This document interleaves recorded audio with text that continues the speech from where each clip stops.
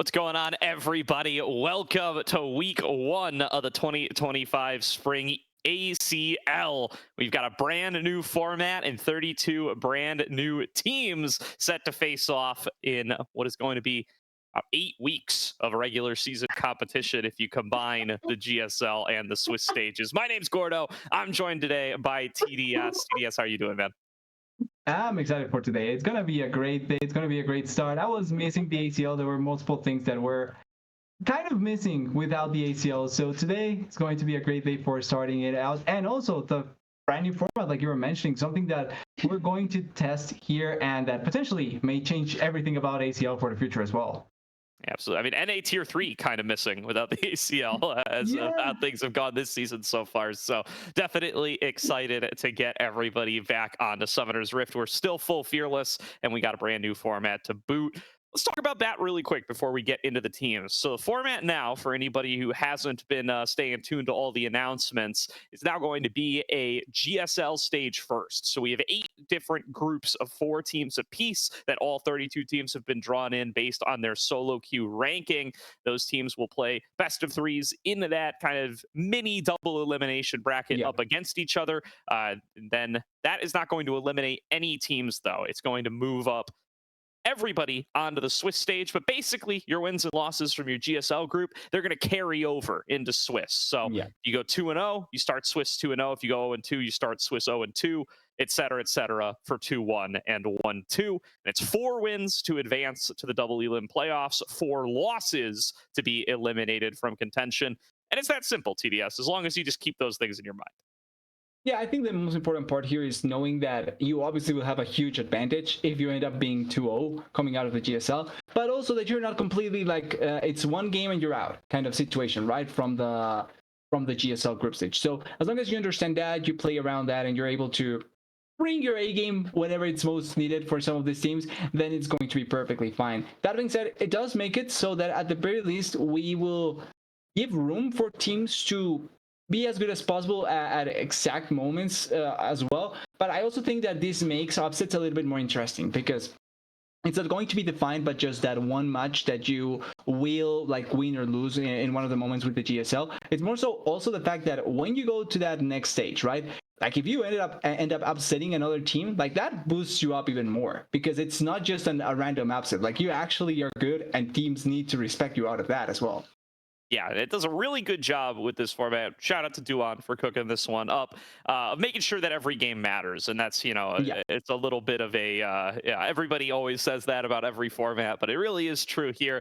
Keeping everybody facing off up Yeah, against similar records, we have keeping the to top. say ourselves it's the best format ever. We just have to say It that is. it's the case. Yeah. I'm excited for it. Unironically, I am very, very excited for it because, yeah, it just means that teams are playing against teams at a similar level or at a similar Yeah. current state of performance to each other at all times. Everyone's always playing against somebody at a similar record to themselves. Pretty much from word go. This is going to be Yeah. about as imbalanced as the matches are going to get right here in week number 1, and we picked a pretty good one for you. Anyway, we are visiting Group C, the tier 2 team facing off against the tier 3 team. It is Zero Animosity from the open qualifiers facing off against Novasphere Gaming, a newly formed roster that has Animosity, the player who helped put together that Zero Animosity team. Yeah, he made the team, he went away, and the team still did well to a certain degree. So going to be an interesting matchup. I'm not sure if there's any grudge or not. I don't think I've seen anything related to a grudge between the two of them. So we'll I think they're on good make up terms. our own grudge here. Like they hate themselves. They hate each other. Animosity wants revenge on each of them players. He already sent threat cards to each of them. So it's going to be an exciting match, I'm sure. Yeah, no, definitely exciting for this one. So let's start on off with our teams. Let's intro our rosters. I think we have the fun little roster graphics this time around. Let's kick things off with Zero Animosity. So this team is going to be, that's Albino Spino up in the top lane. It is Eon Crystal in the jungle, Retro Zing at mid, Sky Sailor at AD carry is a newcomer to this squad, and Z Score at support. So 4 out of 5 top jungle, mid, and support. We're on this Zero Animosity team during the last open qualifiers bracket where they made a bit of a surprise run. They took down Titan Esports, a team with quite a few familiar names on it, and also were able to take a game off of, I believe it was UCI. I'm going to fact check myself, though, while you talk. Yeah, I'm pretty sure. I remember watching. I think it was It was UCI. Salty Romback, yeah, podcast, and I think they did mention that as well, and they did a pretty good job. Like, it's important to remember that with these teams, we don't expect them to go all the way. It's more so what they are able to accomplish until a certain point. And for what we know about Zero Animosity or for their players, I think it's a pretty good showing so far. Now, this is another step up to them. Like, they need to get that first initial impact that they were able to create and take that to the next level. But so far, I think really interesting roster that we have here, really interesting team that they've been able to show so far, a lot of things. And then we need to see what the addition of Sky Sailor is going to be like, because we have not that much information about him. He's going to be the new surprise, but maybe having an extra PowerPoint with an AD carry that comes out of nowhere may be really good for them. Yeah, do want to shout out the coach coaching this team as well, who is, and that's the screen name they go by the way, the coach. The coach has had a lot of great things to say about the work ethic on this team, the amount of hours they're putting in, and the high hopes that they have for their futures, which began right here with being able to take some wins and an impressive performance in the ACL. Let's move on to their opponents here before we get into draft. Novasphere Gaming. Novasphere Gaming's kind of second team here in the ACL. Of course, this is the one that is carrying their regular name. This is going to be Animosity, Honest Abe. That's CK Reborn in the mid lane, Keanu and Priscilla at support. Yeah, a roster that, apart from, like, I would say Animosity and Honest Ape a little bit sound pretty familiar. I don't remember a lot from I love Priscilla, Keanu, and Jigglypuff. Maybe actually I may be blanking on Jigglypuff, but the members don't like ring an immediate bell to me. But it's certainly a roster that may have a lot of potential to prove here. Obviously, if this is big by Animosity as well, based on previous track records, maybe a really good roster as well. So we have to wait and see how it's going to perform. But I'm excited to see how they are going to do, and I'm pretty sure I actually put them a little bit higher than Zero Animosity in the pick'ems that we have for the ACL already closed, but we have for the next stage as well. But for the pick'ems, I put Novasphere a little bit higher than Zero Animosity, so I think they may surprise a little bit. Yeah, absolutely here, and we'll see how are going to be able to perform. Like you said, there's a few familiar faces on this team. CK Reborn, a player that a lot of folks have been excited about recently. And then the Priscilla, what you probably recognize from is she has served as manager for a lot of different teams in the ACL and otherwise over the course of the last couple of years. She was with that 5 Seasons team. She was with Misfits for a bit. I believe she also played on 5 Seasons very briefly. So a name that's been around the space. Really excited to see her starting here on Novasphere Gaming alongside Keanu, an AD carry that we haven't gotten to see too much of before either. So it's Battle of the Rookie ADCs, kind of, right? Because Keanu and Sky Sailor, not a lot of information of them, not a lot of play time behind them, but certainly going to be maybe the 2 additions that will surprise the most, at the very least, for as far as we know. Going to be a fun matchup, going to be interesting seeing where the attention is going to be for both sides, and also if Animosity will be able to shut down his previous squad. Yeah, definitely. I mean, Animosity, the other one that's going to be an exciting name to check on out here. A player that has been around quite a bit, especially the ACL space, but who we haven't gotten to see too much of in the last couple of splits. I remember him on a couple of Costa Gamers rosters. He was also part of that 5 Seasons team. I mean, this whole team is basically a run back of that 5 Seasons team. Even Keanu was a sub over on that squad. I think the only face that wasn't a part of that 5 Seasons team is Honest Abe in the jungle, who, according to their little info sheet that they filled out, is meant to be the primary shot caller on this team. So we will we'll see how he is going to show up alongside 4 folks who've all played together before. But excited to have Animosity back in the space here as well. I know he's a big Kled fan. So in full Fearless 2025, baby, we'll see how he's going to be able to do on picks like that. Yeah, we never know. Like, we have had pretty interesting champions come out of the new Fearless mode that we were able to be excited about this year, and I'm excited. Well, actually, that we kind of pioneered here in the ACL. I think we should also take credit from that as well. So yeah, like, we've seen interesting picks. We've seen a lot of good things coming out of the Fearless mode, and it wouldn't surprise me with seeing more coming out here. Now, I do think though that for the first matchup, I'm not expecting anything crazy. We need to remember that this is the first game for both of these teams, so I'm expecting something tedious, potentially just pretty straightforward, but at the same time something that will feel confident for both sides. Because even if we still are going to have a little bit of leeway between, like, this stage and the next one, you still don't want to start with the wrong foot. Like, you want at the very least to rack up to your first victory here.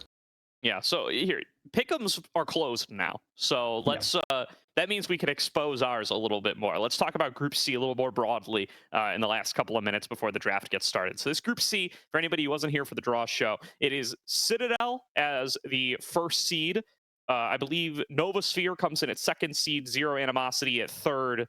Those might be flip-flopped, actually. I think it's Novasphere at second. No, yeah, it's Zero Animosity at second, Novasphere at third.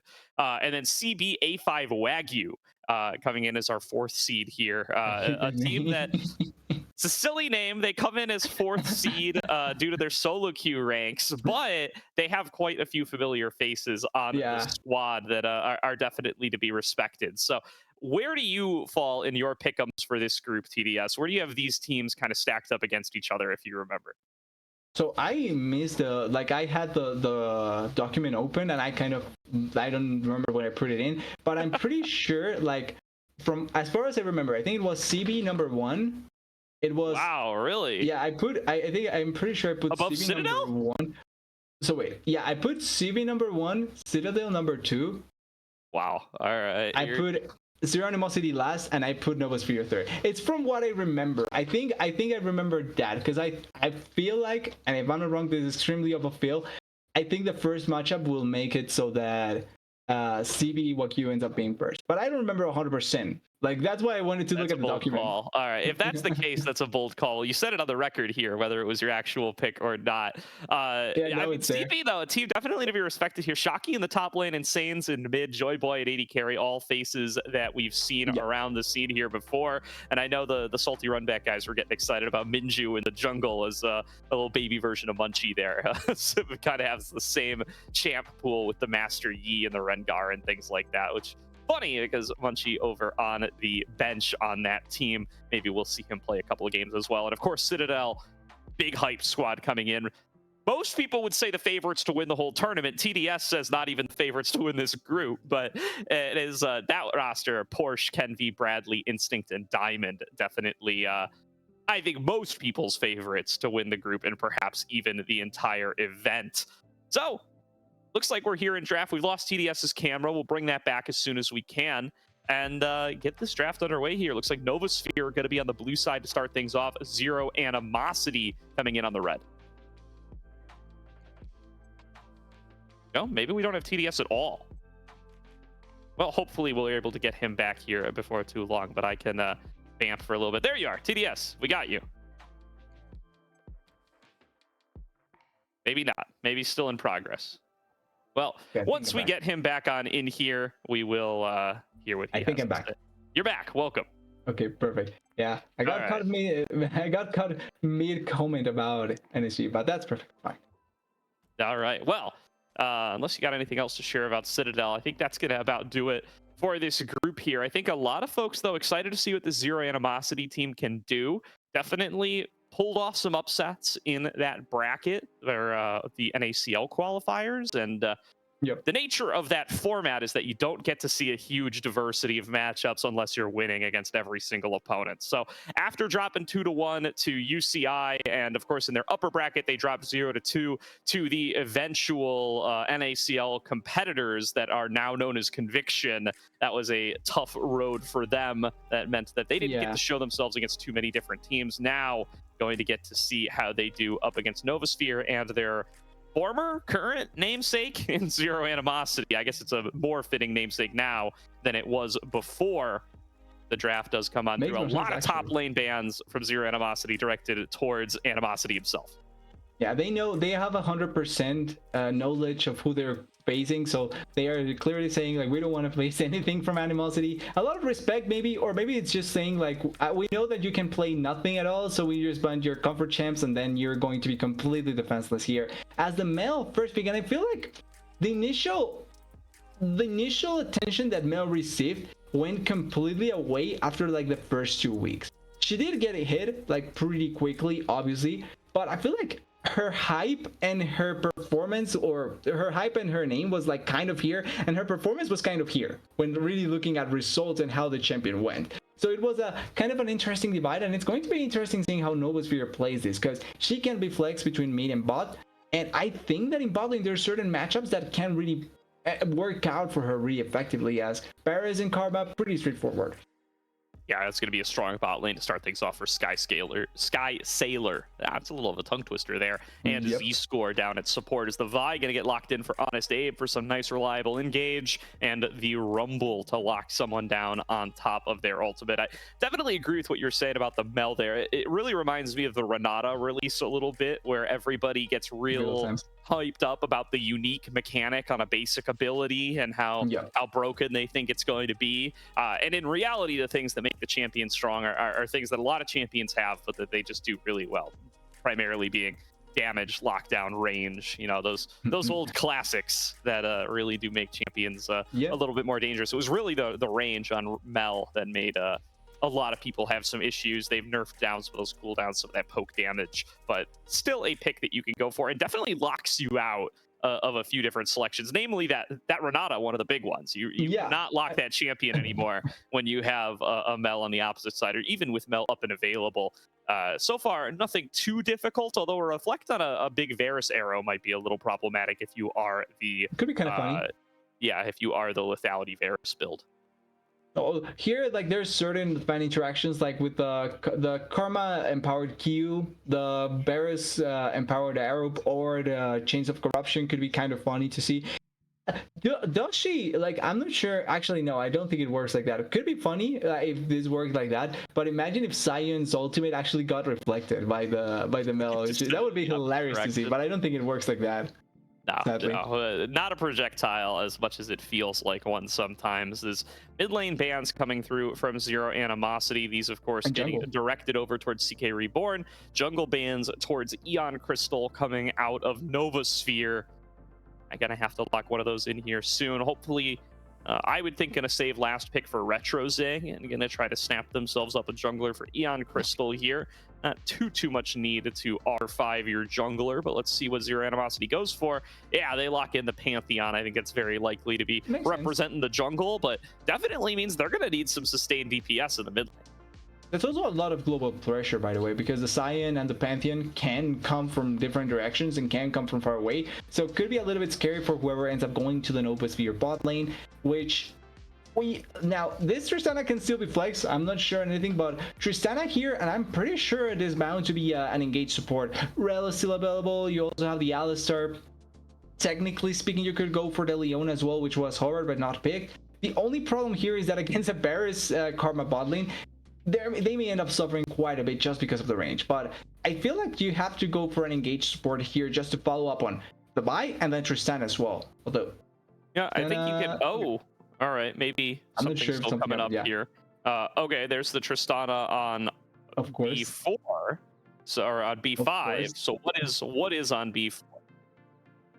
Okay, that's all right. We broke the app a little bit, but we'll get something in there here in just a second. I was gonna say, yeah, I think, I mean, you could take this in two directions. You could either put the Tristana bot with an engaged support, or you can go, all right, it does look like it's going to be that. So it's going to be the Nautilus Tristana.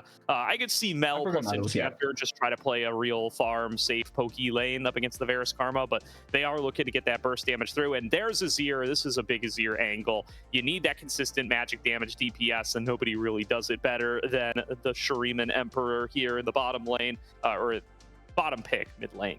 So, Zero Animosity to round out by putting Retro Zing on that Azir, and yeah, he's going to have to dish out a whole bunch of damage later on, especially if this is going to be the lethality Varus that we kind of expect. Yeah, especially coming here, I feel like against NSG's comp, which barely has any sort of survivability, it's pretty much the Nautilus and then a little bit of the tankier buy.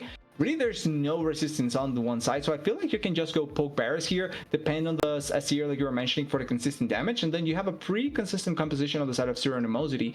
And then on the side of Novasphere, I'm pretty sure they are committed to that 1.5 power spike. It's have one item on Tristana, have one item on Rumble, have one item on the buy, and you engage all in on to kill the Varus and the Azir. If you're able to succeed, great, you win the team fight and you probably can snowball out of control. If you fail, it's going to become much more difficult because that Sion is going to be able to tank so much upfront damage, and then later on in the game, the Karma shields are going to stack up really effectively against a lot of the burst damage from Novasphere as well. Yeah, definitely. I mean, the laning phase looking really strong for for Novasphere all in all. Again, I'm a little surprised. I feel like there was an angle here to go for a more sustainy bot lane, double range, put the Tristana mid, and really keep some pressure out of the Azir. I think that's a really solid matchup for you if you're able to get it, especially alongside this Vi. But that's not the direction they want to go for. So despite the Pantheon coming through for zero Animosity, not exactly the most aggressive laning phase coming out of their lanes here. I think the Azir going to kind of just be looking to farm at range up against this Mel. The Scion, of course, Perma weak side going to be just there farming up against the Rumble. And, Varus Karma will be the ones with the push, but that's a big red flag put on a bot lane that Novasphere should be well aware of and that you would hope Honest Abe is going to be ready to go and respond to.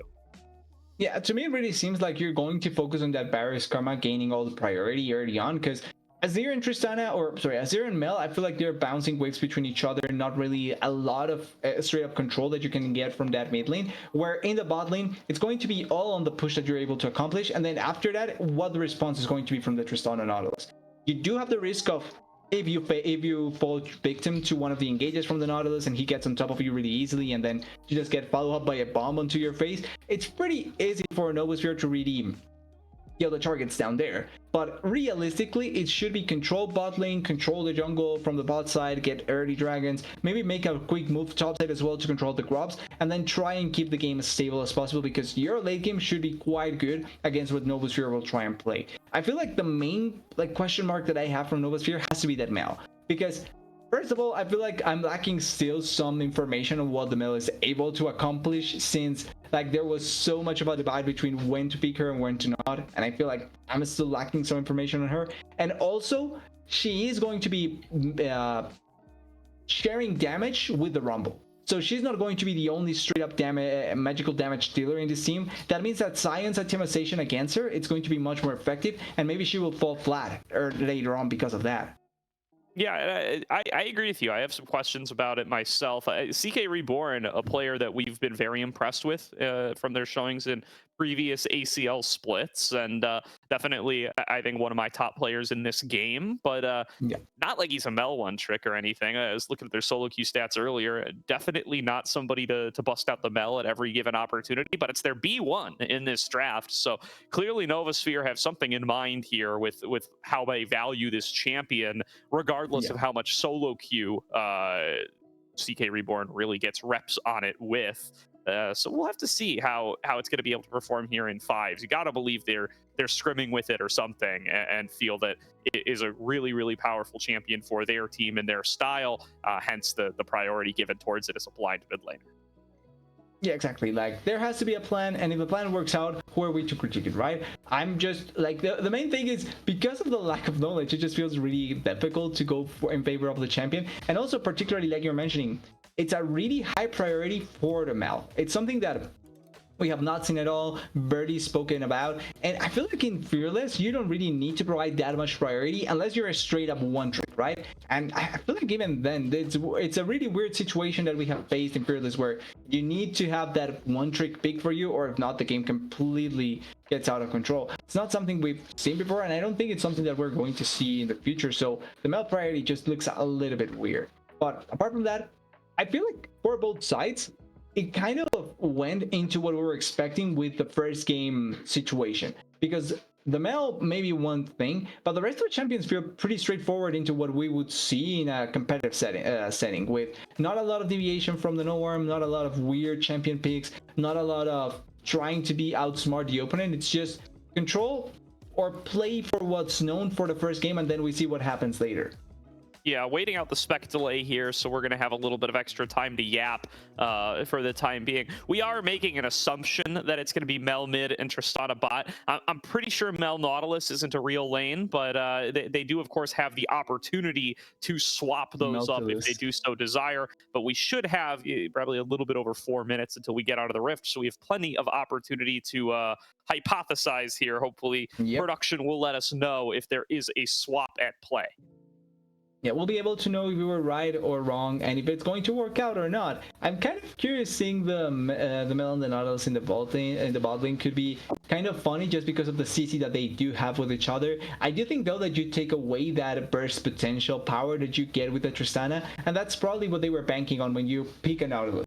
And And Tristana bot lane, I think you mentioned it really well, that with the Mel, you probably want to have like more of a as supportive support or a mage support or someone with range, but it looks like it's going to be the Mel and the Tristana from the looks of it. Yeah, it really does seem Okay. like that's what they're going for. So very curious to see how this goes out. I mean, it gives you a good opportunity to land a full set of Qs if you do manage to connect your dredge line onto somebody, but definitely doesn't feel like you're going to have the opportunity to all in there, and definitely seems like you're going to struggle with getting poked out there over time. Keanu, of course, will have the opportunity to reflect an arrow or something, or a mantra Q here and there, but cooldown on that thing's long, TDS. I don't think they're going to get Yep. too much value out of it over the course of the laning phase. It does create a really strong mid lane matchup for CK Reborn, though. I think this Tristana this is going to be quite powerful for them, as we're really going to make this Pantheon have a tough time finding a good target to go and gank, and will really give a clear path for where Honest Abe should be making his way to set them ahead early. Yeah, having a much better mid lane matchup probably will be more ideal for Novasphere as well, here in the sense that you want to try and have a little bit more freedom for the buy. One of the things that we didn't mention as much is that both of the junglers are junglers that want to try and get things going early on. They have CC abilities, they have really impactful ultimates, and also they have a good amount of damage early on. You want to try and get the ball rolling with both of these junglers, at the very least to a certain degree, and having that for the buy could be much more ideal than for the Pantheon. Because especially if you're able to lock down the Varus or the Karma, killing them quickly is going to be one of your main plans to try and win this game and make your composition as effective as possible. Yeah. Let's take a step back here for a second as we get into our spectator delay, the format itself here, and what this game means, and what every game means going forward. I still think the easiest way to think about it is you win 4 games, you make it into playoffs, you lose 4 games, and you do get eliminated. So that's going to start with this GSL stage where you're limited to only playing against the teams in your group based on the seed. But then there will be a Swiss stage afterwards, after the GSL is complete, after you've either made it through in first, gotten out in fourth, or finished second or third. Then you will start playing against teams from other GSL groups based purely on record, still trying to get yourself to those 4 wins to make it forward, or those 4 losses to get eliminated. So that's not too many wins. It's also not too many losses. It makes every game matter a whole bunch here, and it means that these records are going to stick, right? Your result in this first series of the split gonna affect who your matchups are for the entire rest of the season. Yeah, it's the kind of situation where your initial results matter. It's not like they will completely destroy you if you end up losing this first initial matches, but they do matter. They stack up, and you need to be as consistent as possible to try and keep yourself alive as long as possible. That being said, like you were mentioning, the fact that with more games played, the pool will kind of balance itself out, so that we're not going to be seeing like a Citadel against Chain Bests, right? Like, it's not going to be that disparate between each other when we reach the next stage, which I think is the most important part, to give chance to a lot of teams, but also to make it so that the top teams, we get more chances to see top teams against top teams, which I feel like almost everyone wants to be able to see. And also we get a little bit of a preview of what will happen when we get into playoffs, which is always great to see as well. Yeah, definitely going to be a really important just regular season all around, of course, with how much making those playoffs does make a difference here. You, of course, want to get into that double elimination stage, but a lot of opportunities as well. It's going to mean that not only do we get closer matchups throughout the entirety of the season, but it's also going to mean that you're going to have to, or that you're completely lost my train of thought. But it does also mean that you're going to have to wow, I really don't know what I was saying there, but exciting format. You got to get excited for it. You got to keep it consistent. You, at the very least, have to be ready for whatever will come your way. And like, the good thing about starting it here also is the fact that we can test things very well for the coming ACL split, which, as I think a lot of people know now, but if not, like, we're going to have probably a much more, not exciting, but a much bigger ACL coming next split, because of some of the changes that we'll be able to get. So it's going to be really, really fun to be able to go into that one, and especially if this, like, test of the new format works out, that one is going to be extremely great as well. Yeah, it definitely does. Is going to be a good test run for the format here, but looks like we are loaded onto Summoner's Rift for game number 1. So let's get on through there. Novasphere Gaming taking on Zero Animosity. Game number 1 of our best of 3 starts right now. And the confirmation is there. Aegis Tristana mid. Yep, definitely going to be CK Reborn piloting that Tristana. So looking for an aggressive matchup into this Azir. Both teams emerge from the base. Going to be a full 5-man spread looking like from both teams. Yeah, going to go for the typical stirring contest. Not much going to be contested at the very least just yet. There's times when we see the lane invades, and with a champion like Pantheon that does have that point and click CC, there is always a chance to just try and invade the Vi and get a little bit of an advantage if you're able to find it. Now, just a little bit of Reign of Hour is going down, a lot of mana already spent by Sky Sailor, and it is going to be the poke bearers like we were talking about as well in the draft, and also looks like both junglers starting topside potentially, so bot lane will be the focus. Yeah, definitely. So going to expect to see that Pantheon make his way on down there from Eon Crystal. Player who we've had in the last few ACLs has not had the most success thus far, but this team has really started to put up some really good results despite some past ACL performances here. This might just be the iteration that lets this squad find a new level of success in ACL events. Laning phase kicking off right now, though, and we'll see some immediate aggression out of CK Reborn, just trying to make these trades up against Retrozing happen with the press of the attack.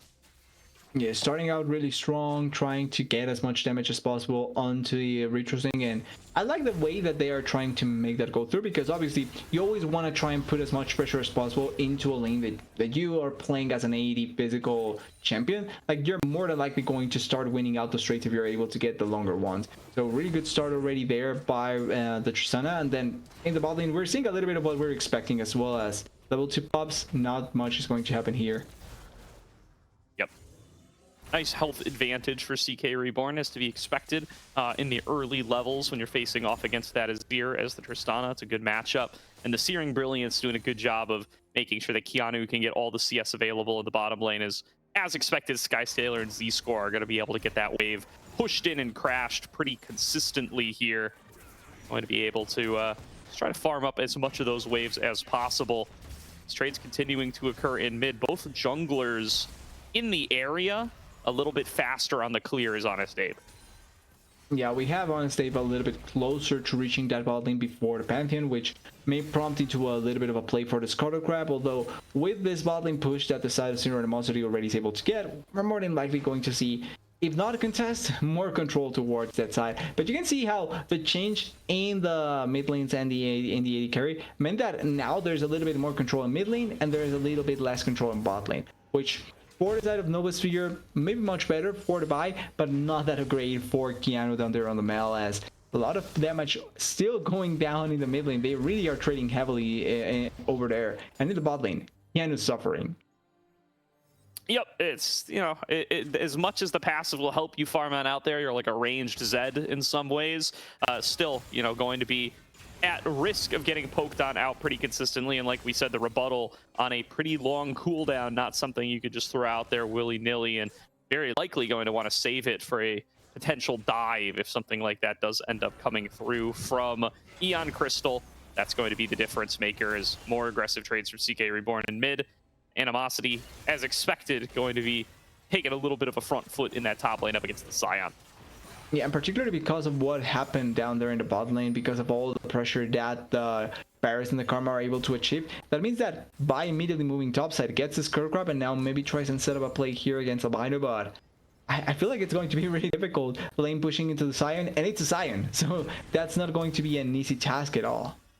Yeah, a lot of information given up by Eon Crystal there by throwing the Comet Spear, but Honest Abe doesn't really have any opportunity to do anything on the other side of the map, so just gets to plant a flag up there. I believe that's his ward that he threw down for Animosity, so gonna get a very slight vision advantage just to keep that Rumble safe and pushing in long term.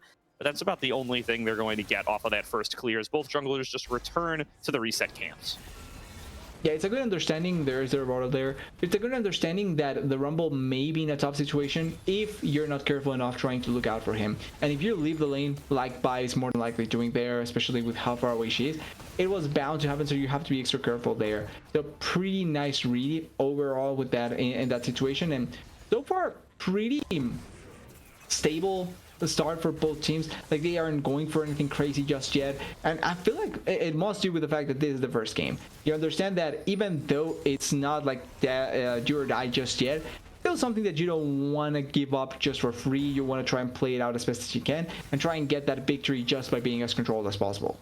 Yeah, I also think Skysteller and Z-Score didn't quite have the first few waves that they wanted to have here. I think that with this draft, they were anticipating being able to get a little more poke damage, being able to have a little healthier wave crashing in, and potentially get off an early dive with that Pantheon. That's often what you want to do in the jungle, and it just doesn't work out for them there. You know, Ian Crystal arrives on timer with a wave crashing in, but it's only 1 or 2 minions. They get cleared out really easily. Keanu and Priscilla are just a little too healthy and can't get the dive off.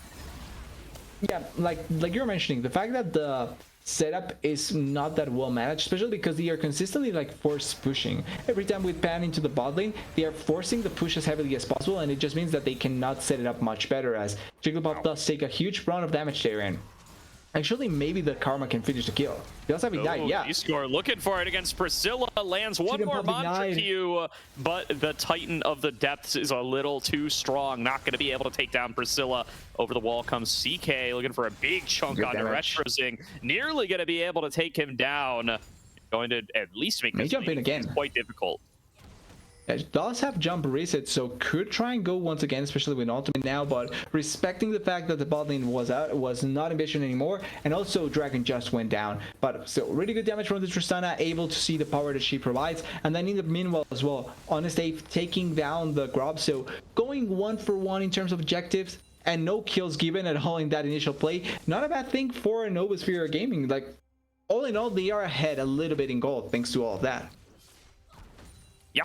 Big accomplishment for them here, and now going to just continue to play out their laning phase. I mean, they should feel very comfortable having this Tristana scaling into the later game up against what is clearly a lethality Varus. He went the Arcane Comet, he's got the serrated Dirk, so they're going to have an advantage in DPS later on. And there's another rebuttal, getting some good value there. Keanu forced back away, Z-Score finding the chunks, returning back to the lane, but not enough to force out Keanu and Priscilla. Yeah, every time that refuel is used, though, means that you're a little bit more threatened at being forced into doing something or into a fight that you probably don't want, especially if the Pantheon ends up being a little bit closer. Wow. Trade of flashes in mid there, a couple of stacks on the explosive charge. The only go button that CK Reborn needs. So Retrozing now down to that tool in mid, and right as Honest Abe is ticked 6. I'm kind of curious if maybe you couldn't just go for the ultimate out in that situation and force the kill. Still, there's just a really good position there by Ella Priscilla to try and jump in and just try and force the kill. Maybe trade 1 for 1, and then you end up making it so that Retrozing cannot force the minions. But now there's a little bit more potential here from the Pantheon. They know that he's on the side, but there's no vision to follow up. I think CK caught a little glimpse of Eon Crystal there. If not, he definitely saw him on the control ward there. He passed by on the ramp. So awareness of where Pantheon is, and the call from Honest Abe is to go straight down, continuing with his clear.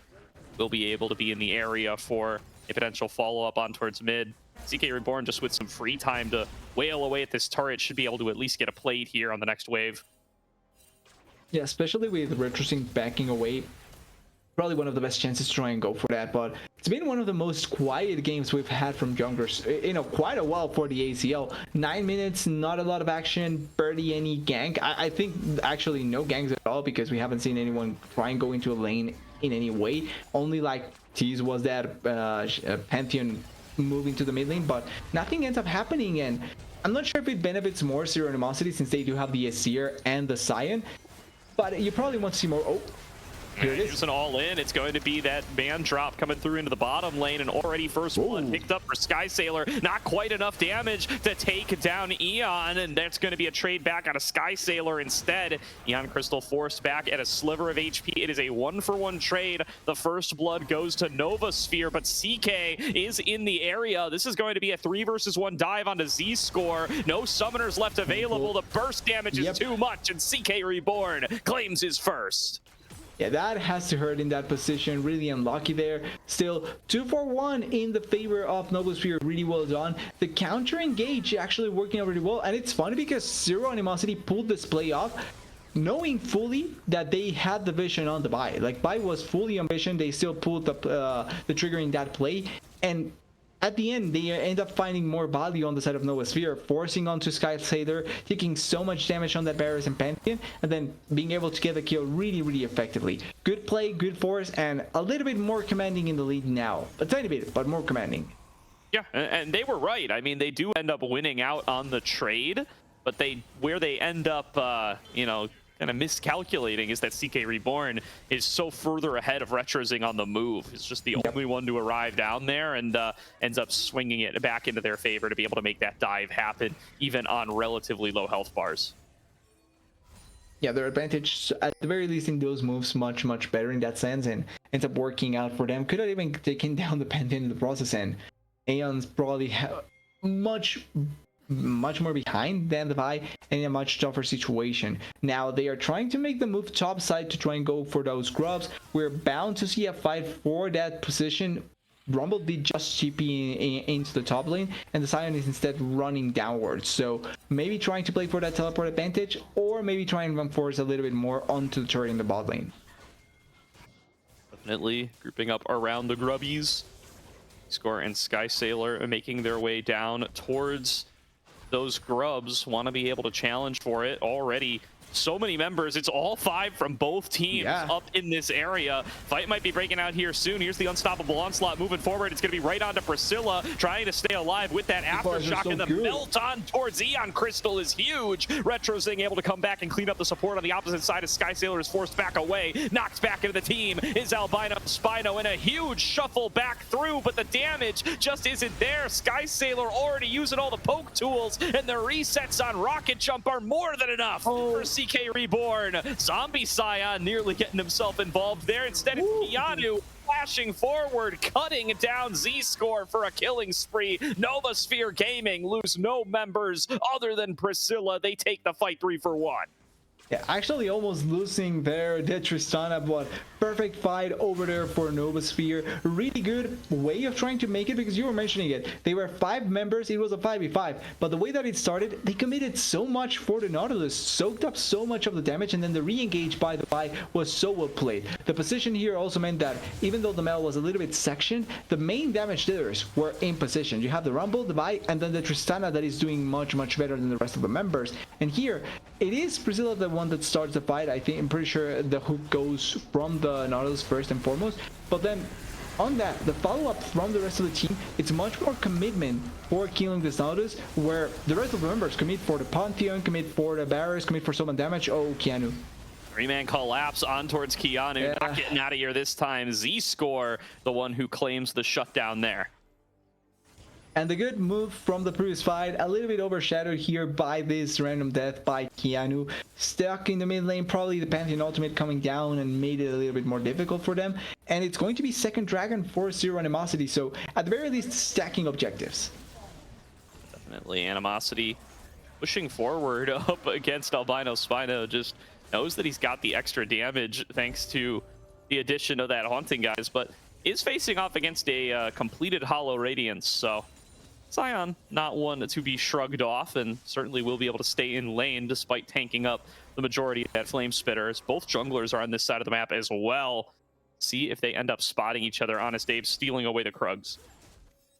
They probably are not going to spot each other, but maybe they will spot the buy up there if she ends up going for a dive. It is against the Sion, so I'm feeling like that's probably not the right call to try and pull off there. Also, Pantheon Ultimate is not available, so this entrance onto Animosity going to be a bit more difficult. But if he pushes too far forward, maybe this is the chance for them. Yep.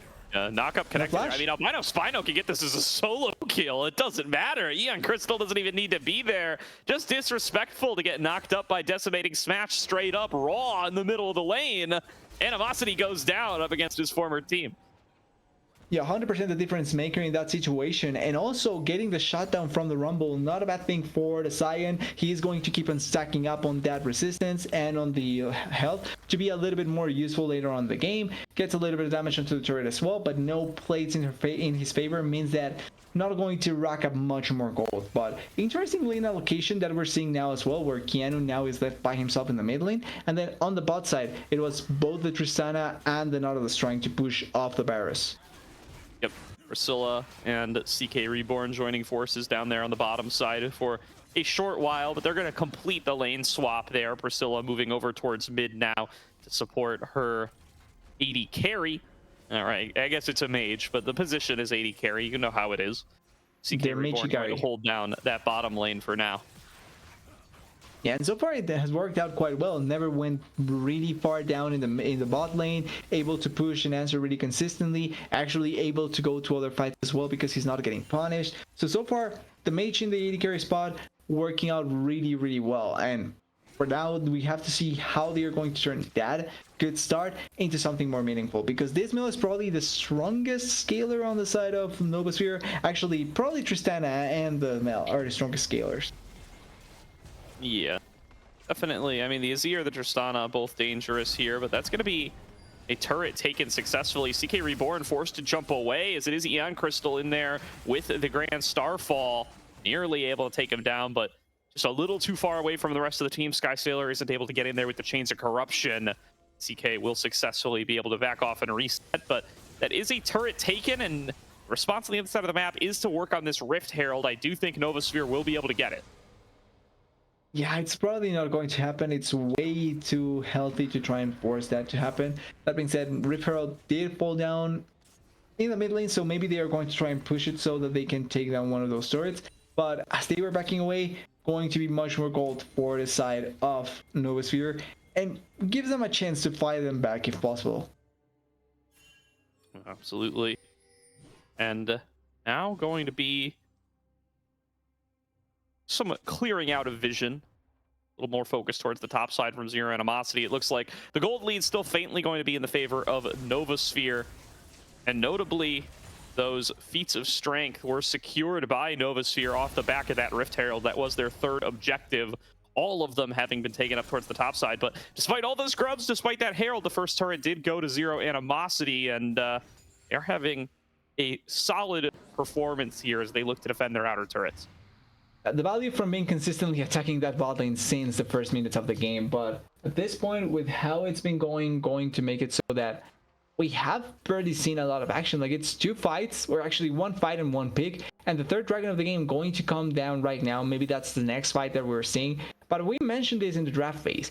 I feel like Novasphere are a composition that do need to try and force a little bit more when they have that first item power spike, and this has to be the moment. Because when the game goes later, when we reach more than 2 or 3 items, that's when I feel scared for Novasphere, because Zero Animosity does have a bit better scaling when thinking about some of these champions. Oh, and Priscilla getting caught out here, going to be able to trigger the Aftershock, flashes back away with a depth charge to create some space. Right back in there is Honest Abe, looking to keep the pressure on towards Eon Crystal, but dodging out on the CC at every turn, will be able to disengage on that Pantheon, and tanky enough with the Sundered Sky to be able to escape. Yeah, able to pull them away, and that means that Dragon will be completely in their control of the side of Zero Animosity. As a little bit of fighting up here. Last time we saw them, last time we saw them trying to fight, it felt like Albino had the better of them with that solo kill they were able to achieve. But with this time now, maybe a little bit more control from Animosity. Could be... Oh, shuffle back. Catches CK, and Retrozing finds his man. The lockdown coming on across on a Sky Sailor now. Going to flash back deeper into the jungle. Manages to trade 1-for-1. And now Priscilla left out to dry. It's 3 members for 1 already. Eon Crystal soaking up damage in the front line with that Sundered Sky, but will be taken down by Keanu. 2 for 3 in the fight so far, but Zero Animosity are able to disengage, and they've got Albino Spino all on his own in the top side. Yeah, well, everything went on. They are just pushing much better onto the top lane, and Albino is just gaining much better advantages with that. That was a 4v5, and it went kind of equal for both sides. They are going to lose this mid lane turret, which is the biggest victory, I would say, for Novasphere, but Zero Animosity playing it out much better, understanding that situation a little bit better, and also great force by Retrosing in that position to make the most out of that pick from the Tristana. Yeah, really solid from him to be able to get that performance going and find themselves a really good fight win, something that they needed. I mean, they've been falling a little bit behind over the course of the game, now are going to be able to re-solidify themselves even in the face of all these early objectives, and Zero Animosity getting the kill right where they want it on towards Retrosing and Sky Sailor. Yeah, you want to give them as much goal as possible. You want to make them be as strong as possible and try and give them the chance to fight a lot more value. And with that, they do get a potential. I think they did get the second item for the Barras, not 100% sure, but they did get a little bit more damage onto this here. And it's going to be the next dragon completely uncontested, actually not going to be fought at all by the side of Novasphere, especially because Tristana is top lane and she has no teleport at all. Yeah, looks like they'll be able to take this dragon no problem. And the Otacon might be next up, but the Otacon, a dangerous foe, really does have a lot of that upfront damage and takes a long time to do if you want to start him right when it spawns. They seem to be aware that this is going on. Priscilla stepping up, getting some vision, has the backup of Animosity. Honest Abe is there too, and already Zero Animosity have got to back away. Double TP towards the top side to stop CK Reborn as he's pushing 6 grubs strong on the top side. But there's an Otacon angle now. If they're able to clear this vision and force it a little bit there, maybe they can actually try and force the Otacon in this situation. Especially with Tristana. Outer. I mean, they're 3 versus 1 with 6 grubs. They can take the spot lane outer free as hell. No problem for Novasphere as they get themselves another objective. And over the course of that last couple of moments, no kills on the board, but Novasphere just swing the gold 2k into their favor. Yeah, no kills, but the map movement's much better. Like, we were praising how Albino was able to take the side turret without getting much focus and then winning a fight that they were below 1 member. But importantly here, now they answer back with multiple turrets, forcing 2 teleports out, so now we're bound to see someone not be close enough to a fight if it ends up happening. And this death push, not a bad idea, but it's not going to turn into anything. Oh, but this may. Okay, no. Nope, just a couple of shots coming out of the Mel there to be able to knock the health bars ever so slightly lower. She kind of is the next-gen Xerath in a lot of ways, just going to be firing those Qs out at every opportunity. Again, Priscilla is found. She Spider-Mans her way out back over towards the red buff, but is still getting chased. Another Q. Really not enough space, though. Sky Sailor finds her with the piercing arrow, and that's another kill over to Zero Animosity. They really wanted the kill, and at the very least this time around they don't commit enough. Like, they actually just use the stun from the Pantheon and then a little bit of extra damage coming in from every side, but nothing really big. As with Animosity being topside, no teleport still for him, that means that that's bound to be an Otacon, a free Otacon for the side of Zero Animosity, where instead Novasphere will try and collect this sword in the mid lane, maybe a kill as well.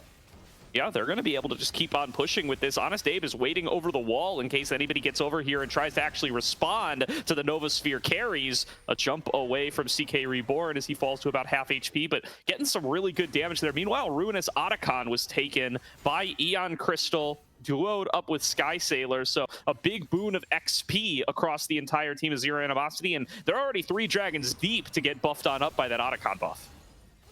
They have a lot of value already in their favor. They are bound to get that, or they are on the route to get that next dragon and secure the soul for themselves. And actually, Cloud Soul this game, not a bad soul when you think you have a Pantheon, a Scion, even a Karma to give you extra movement speed.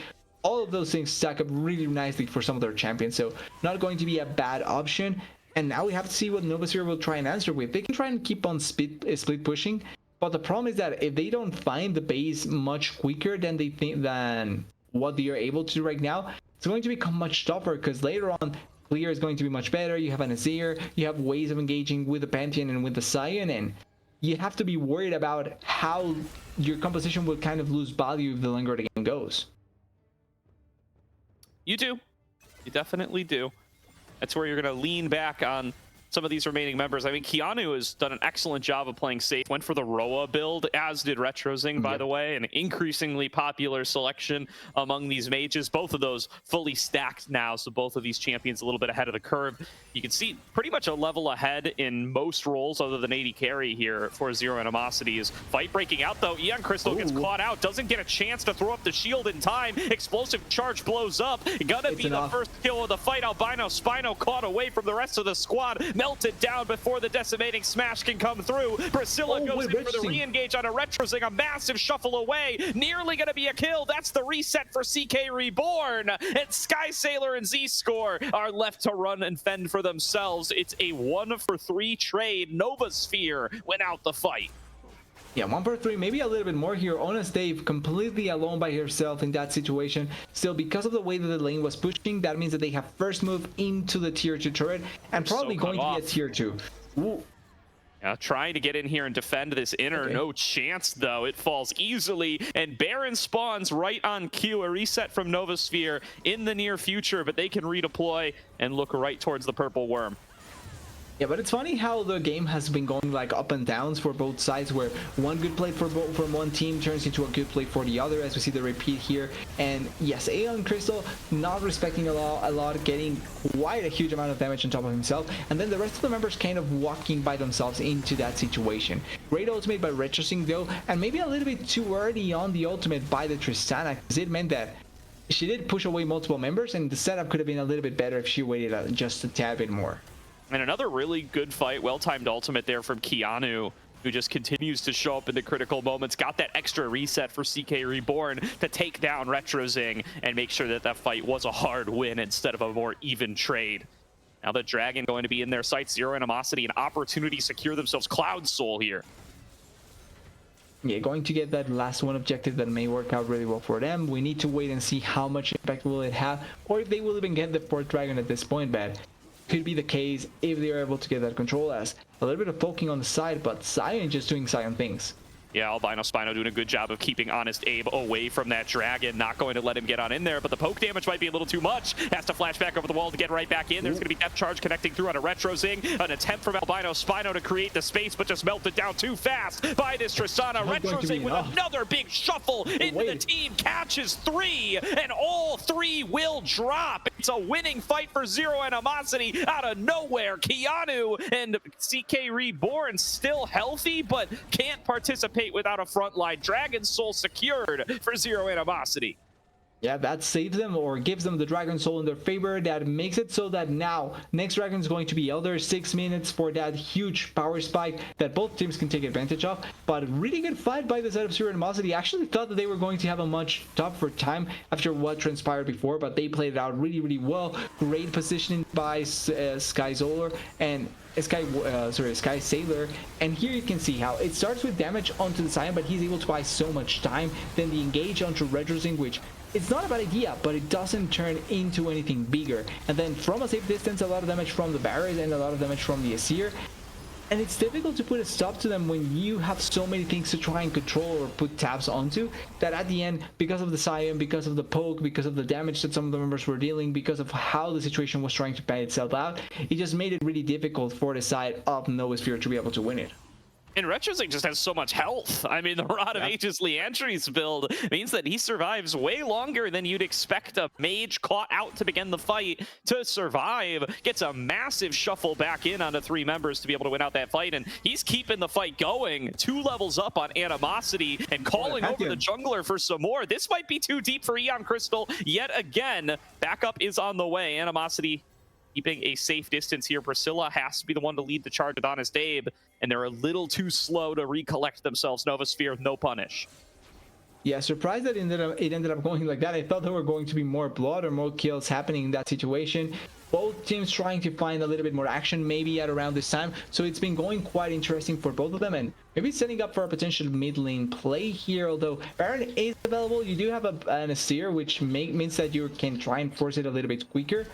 But it's kind of a tough decision here, especially because you don't really need to push anything else. Yeah, and I mean, between the Azir and the Lethality Varus, feels like it kind of nets to 0. You're kind of just doing Barret at a normal speed again without having access to that traditional DPS marksman. Retrozing, though, finding a one-on-one up against Animosity again, and this time there's nowhere for the Rumble to go. An easy cleanup for Retrozing. Yeah, we know who's a better animal. The bird is better than the cat. Is that... What is Rumble? What are Yordles? They're like little mouse people. Okay, so like a bird is better than a mouse. You heard it here first, you saw it here first, and now it also opens up the map a little bit because now they have more control, maybe even more here. Nice chain corruption, chain CC onto Honest Abe, and one pick becomes two. Zero Animosity, 5 versus 3 on the map. They're going to get themselves multiple turrets on this push.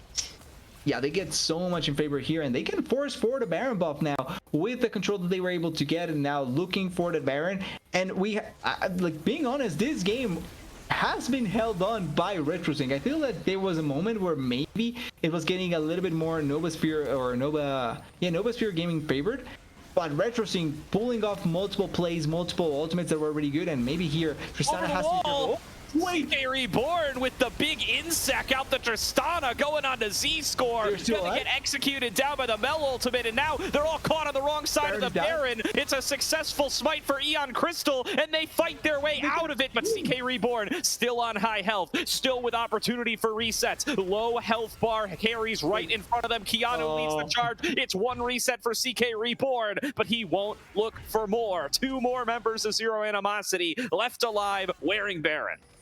You know what? 2 Baron buffs still alive in that situation. I think it's not the worst in the world for Zero Animosity. Could have been a little bit more if they played out a little bit more controlled. But here, great ultimate by Tristana. Surprised that it went that well, considering that she was Ambition. But here, because of the flash force into the barracks, he's already in an awful spot. And then because they don't have Smite, it's kind of impossible for them to really try and get this Baron buff. So their play here is for the kills. They are able to find a few, but this revive on Albino makes it impossible to follow up on anything more. Great position on Albino Spino as well. Just steps right up behind the Baron and channels Decimating Smash. You can tell they kind of just lost it in the shuffle and the chaos, and 2 of them just get slammed right up. That's what sets up the opportunity for Zero Animosity to fight their way out and avoid what could have been a full team wipe.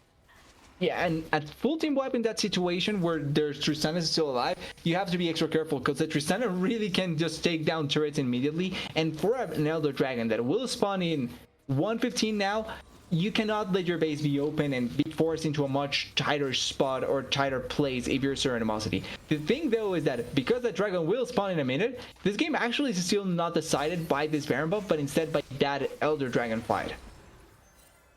Yeah, I think the Elder is going to be massive here. The amount of movement speed this Zero Animosity squad has now, wearing Dragon Soul, by the way, plus the addition of that Ruinous Otacon buff.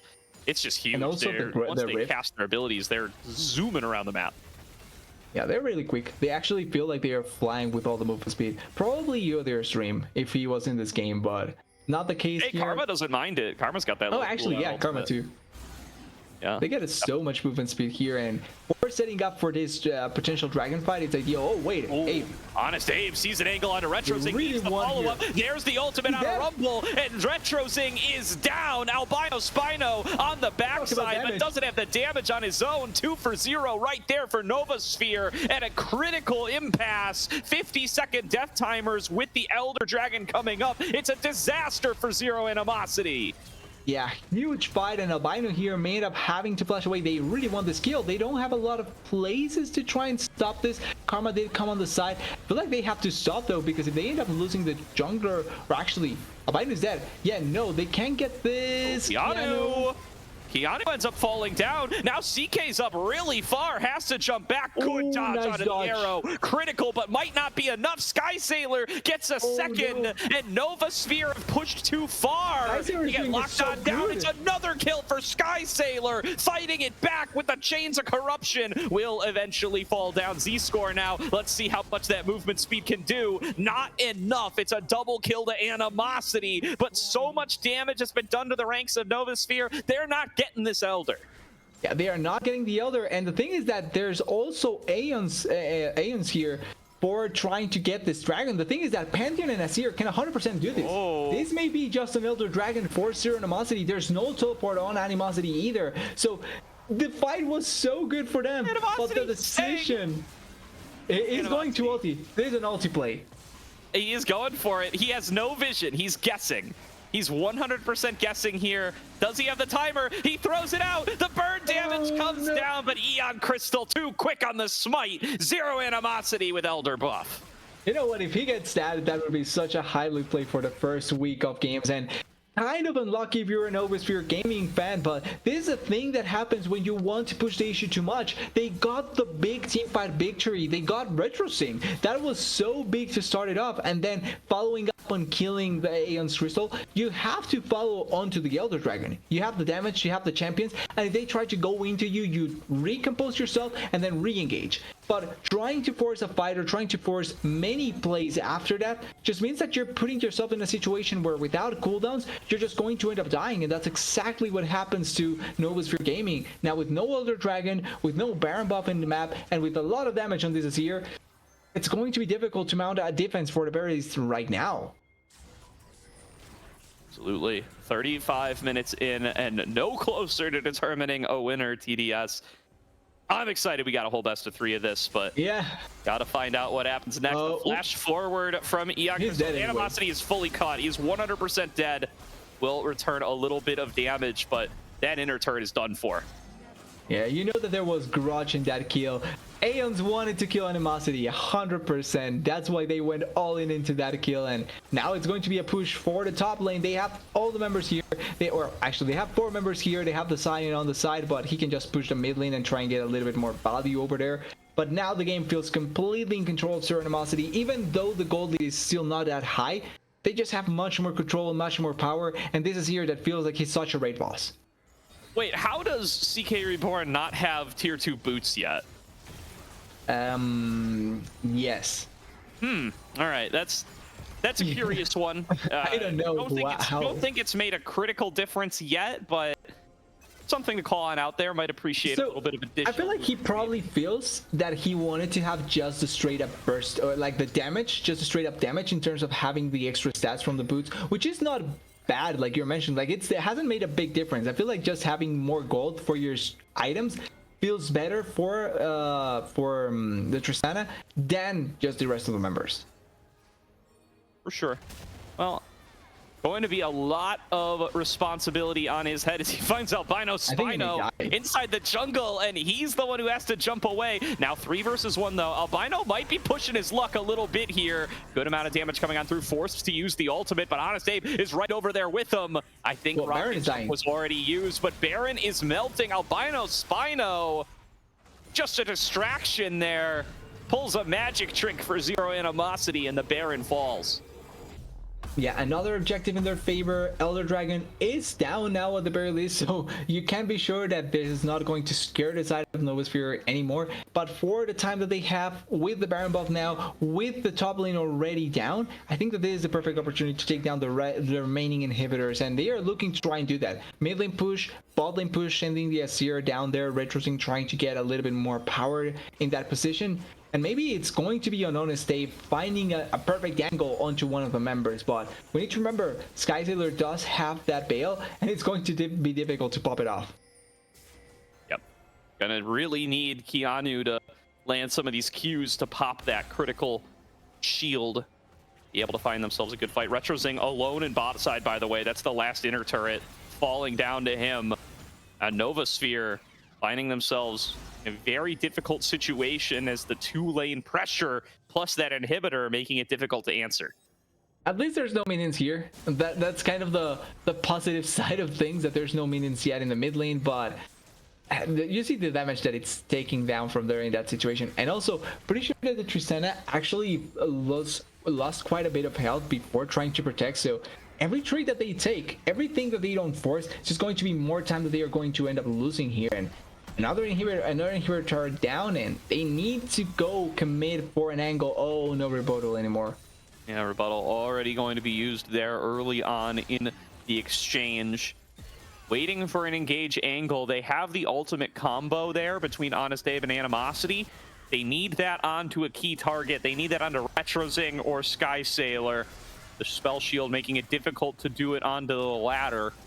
Honest Dave, though, with the Guardian Angel, needs to pull that trigger soon. They're losing out on just so many objectives. Their base is getting torn to pieces right before their eyes. They lose the mid inhibitor, bot inhibitor as well. Connects onto Retrozing. He manages to stasis away from the depth charge. It's a knockback away. Finally, the punch connects onto Retrozing, and they're going to look for a little bit more onto Sky Sailor, but Albino Spino keeps going into the Guardian Angel, but it's too little too late. The ultimates were desynced. The engage was dodged by Retrozing, and Zero Animosity going to take game number 1 in 39 minutes.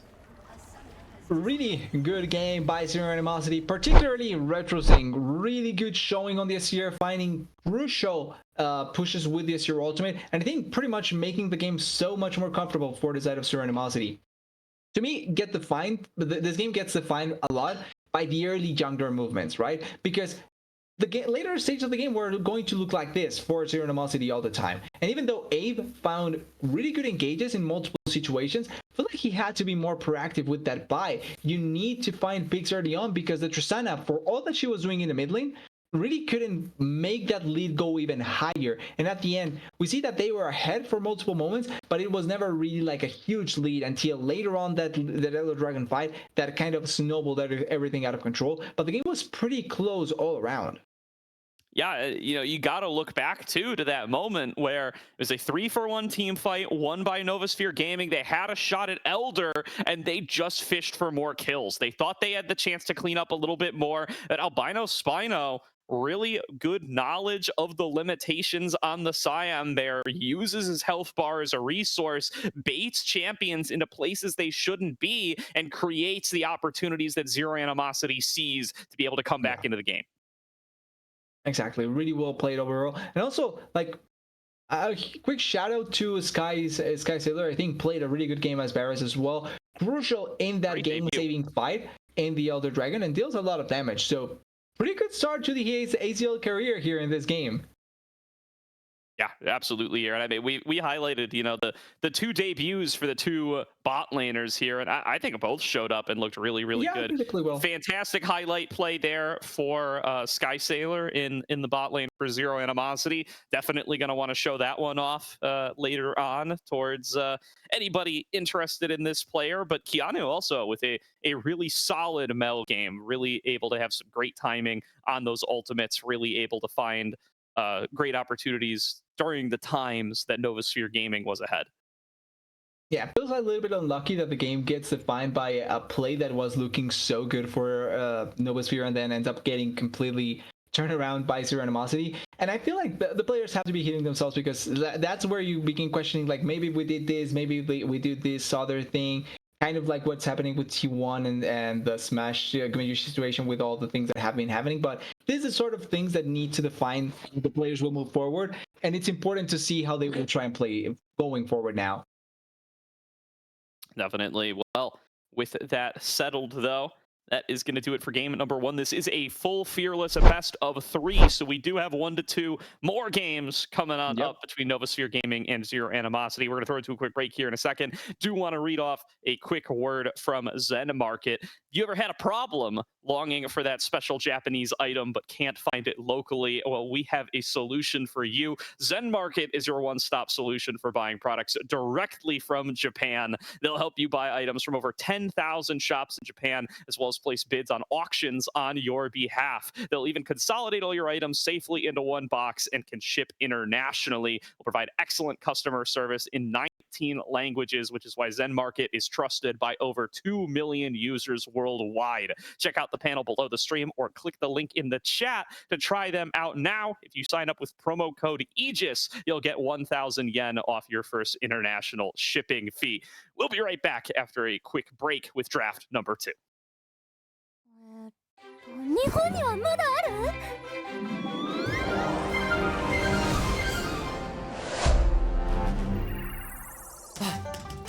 急がないと在庫があるのはそこだ。遅かった。そう、そのフィギュアを一つだけ譲ってくれんやろか。お前はだよ同志じゃねえか。もちろん取引しようや。あ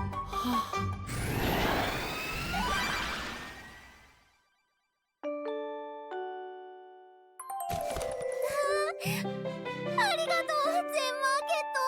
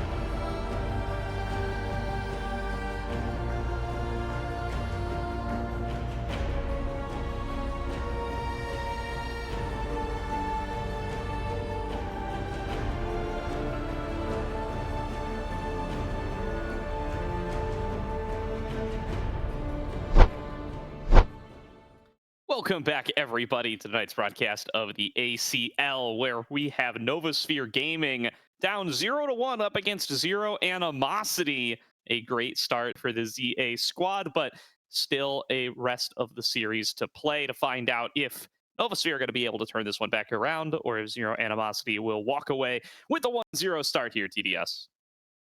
Yeah, not a bad start here.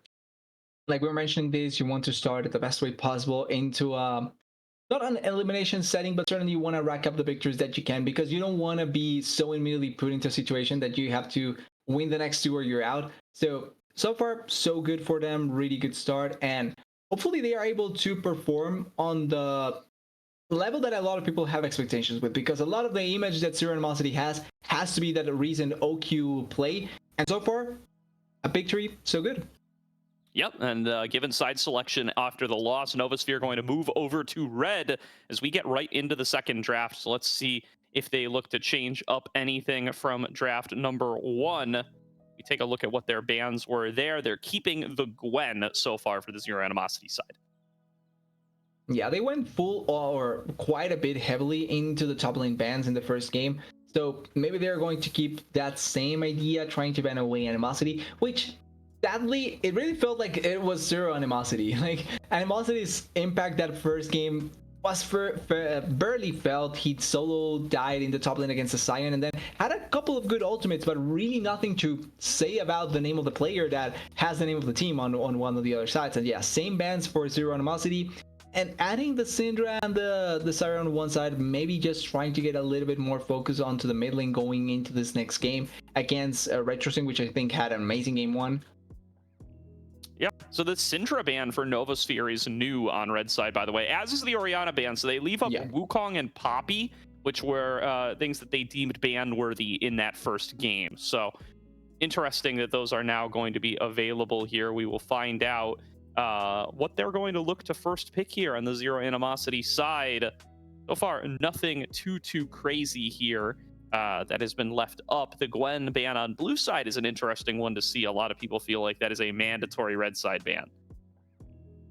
Yeah, it feels like something you want to try and grab first pick, but maybe for themselves, Albino doesn't feel like playing that champion in general, so instead it's going to be the Ashe into an immediate Maokai Jace. That's wow. That's a really good combo, actually. Like, you can get the point and click CC from the Maokai and then the huge amount of damage that the Jace deals immediately after. Really nice follow-up combo that they are able to make there, and also gives them once again a place in the top lane where you have a carry top laner and someone that can try and put a little bit pressure onto the enemy top.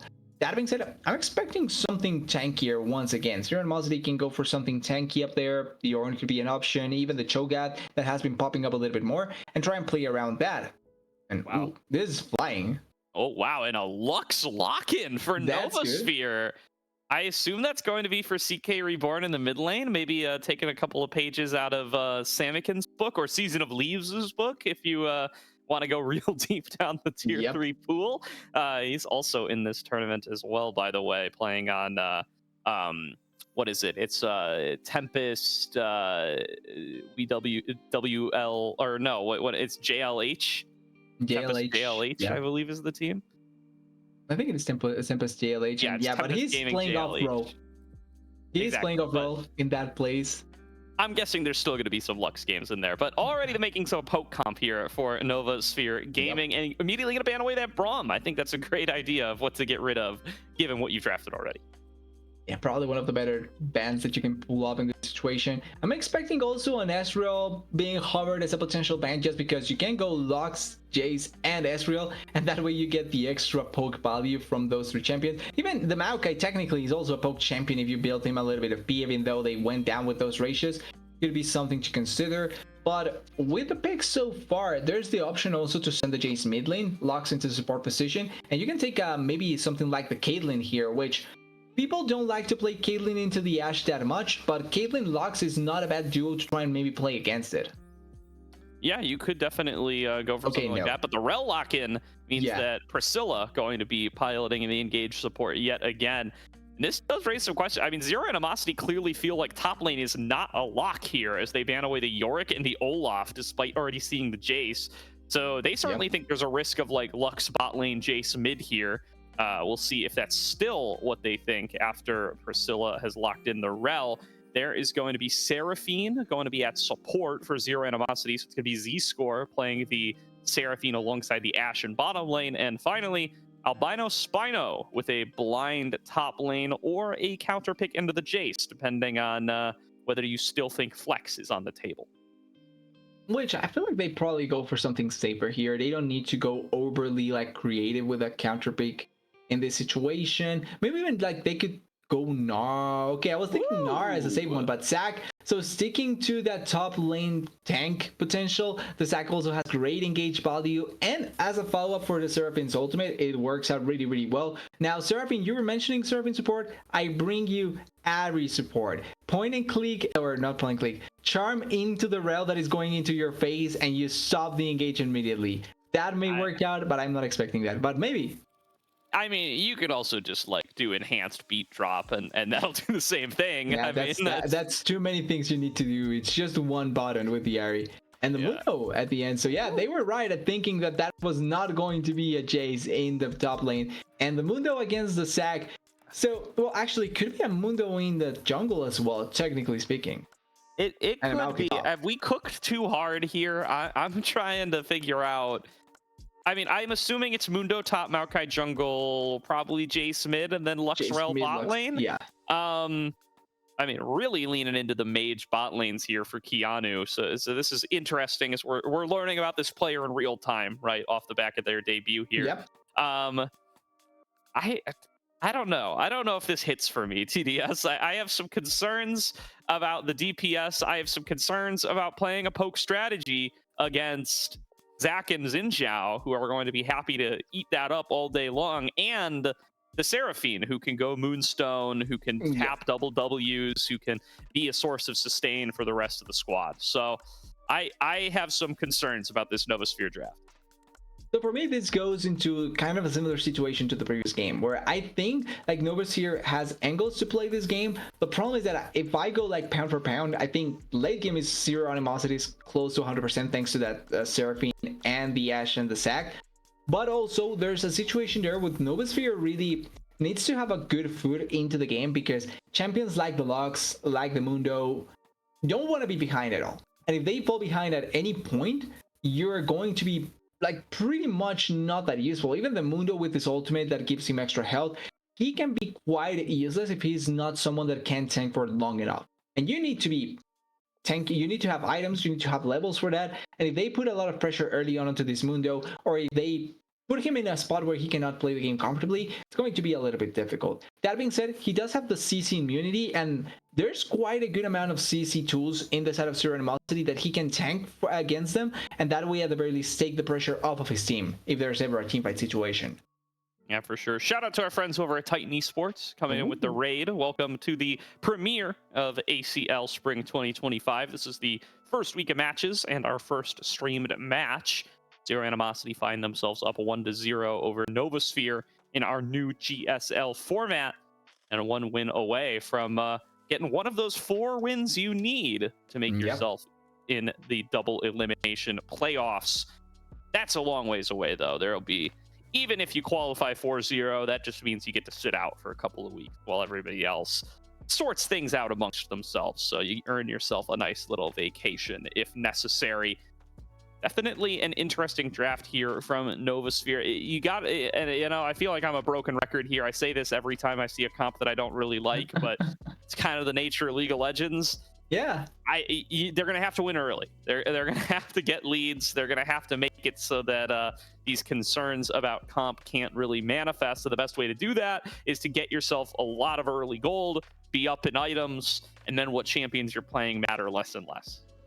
One of the biggest things that I feel like people I think a lot of people have realized, but that it's the biggest truth that you can ever play in League of Legends, is that if you win early, you're more than likely to win the game, like 100% of the time, because the more damage you have, the easier it's going to be. And for Novasphere, that stays true. As long as you're able to pull up an early game that really enables the rest of your members, it's going to be really nice for you, because we also need to consider Novasphere has champions that are quite are really strong stat checkers. The Locks, the Mundo, the Jace are all really strong stat checkers that with just the value, the base value that they have, they're already quite strong.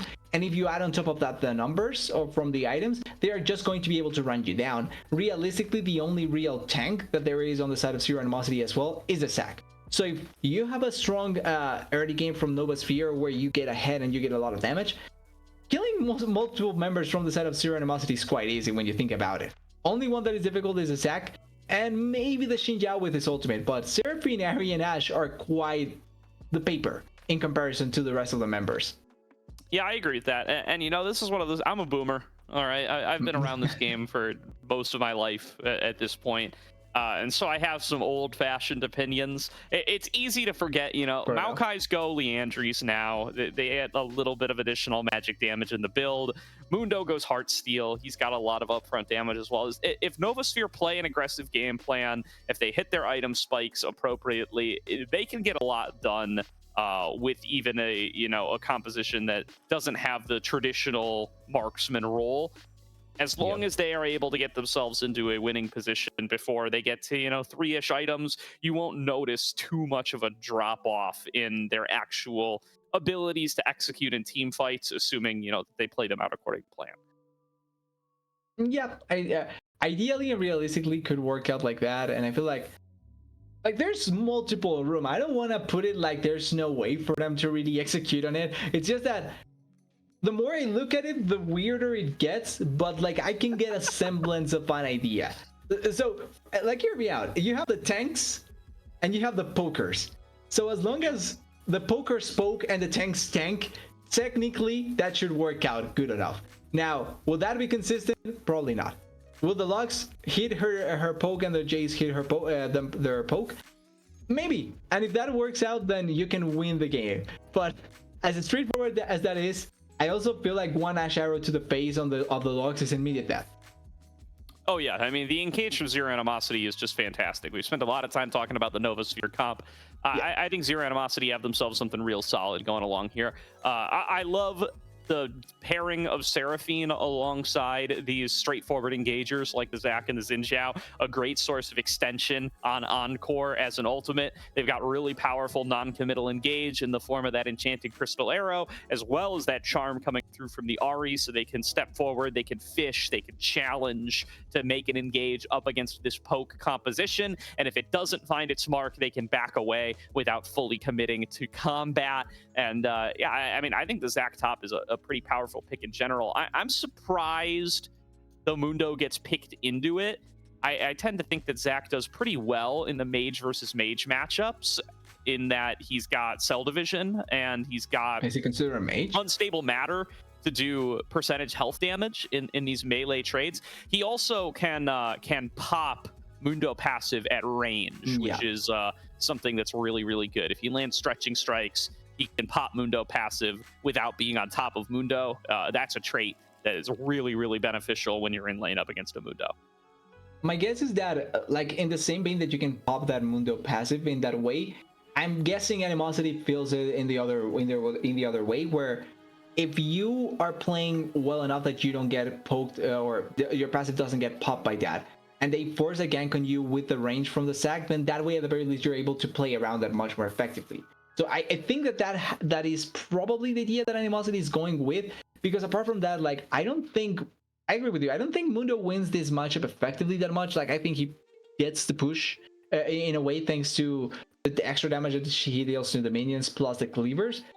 But then, like, just setups, ways of playing the lane, and then real value in lane, I don't think it's that much higher from the Zac. And then later on the game, if they are equal, the Zac's value of just being able to engage over everyone else is so big that can kind of go over the Mundo's value, really. Yeah, I mean, that's one of those things, right? Like, the Zac, you know, for all the reasons we said, we feel like the Zac's going to be good into the Mundo. Traditionally, the Mundo is also one of those tanks that is good into other tanks. Because the percentage health damage on the cleavers. So, I mean, we'll see. We're kind of spitballing here in what is a very uncommon matchup. I think both of these are champions you generally see more in the jungle than in the top lane these days. So, you know, we're making some guesses as to how this is going to play out. Obviously, Animosity opts into the matchup. So, you know, Onus is... oh, no, he doesn't. He picks the... Oh, yeah, it is. He opts Animosity picked into right? it, yeah. Yeah. He picked the Mundo into the Zac, having already seen the Zac locked in. So, you know, some onus on him to show us what he's cooking here and why he thinks this is the selection. Especially after game one, because, like, we're trying to not, like, I don't want to harp too much on it, but it needs to be said that a lot of focus in that first game went into banning quite a bit from Animosity and taking his pull away, and it worked out. Like, they pinned him into the Rumble, then Albino solo killed him, controlled the lane, barely allowed for the Rumble to do anything, and in teamfights he had more impact because a Sion tanking all the damage coming through compared to a Rumble that can only press R and hope that it connects well.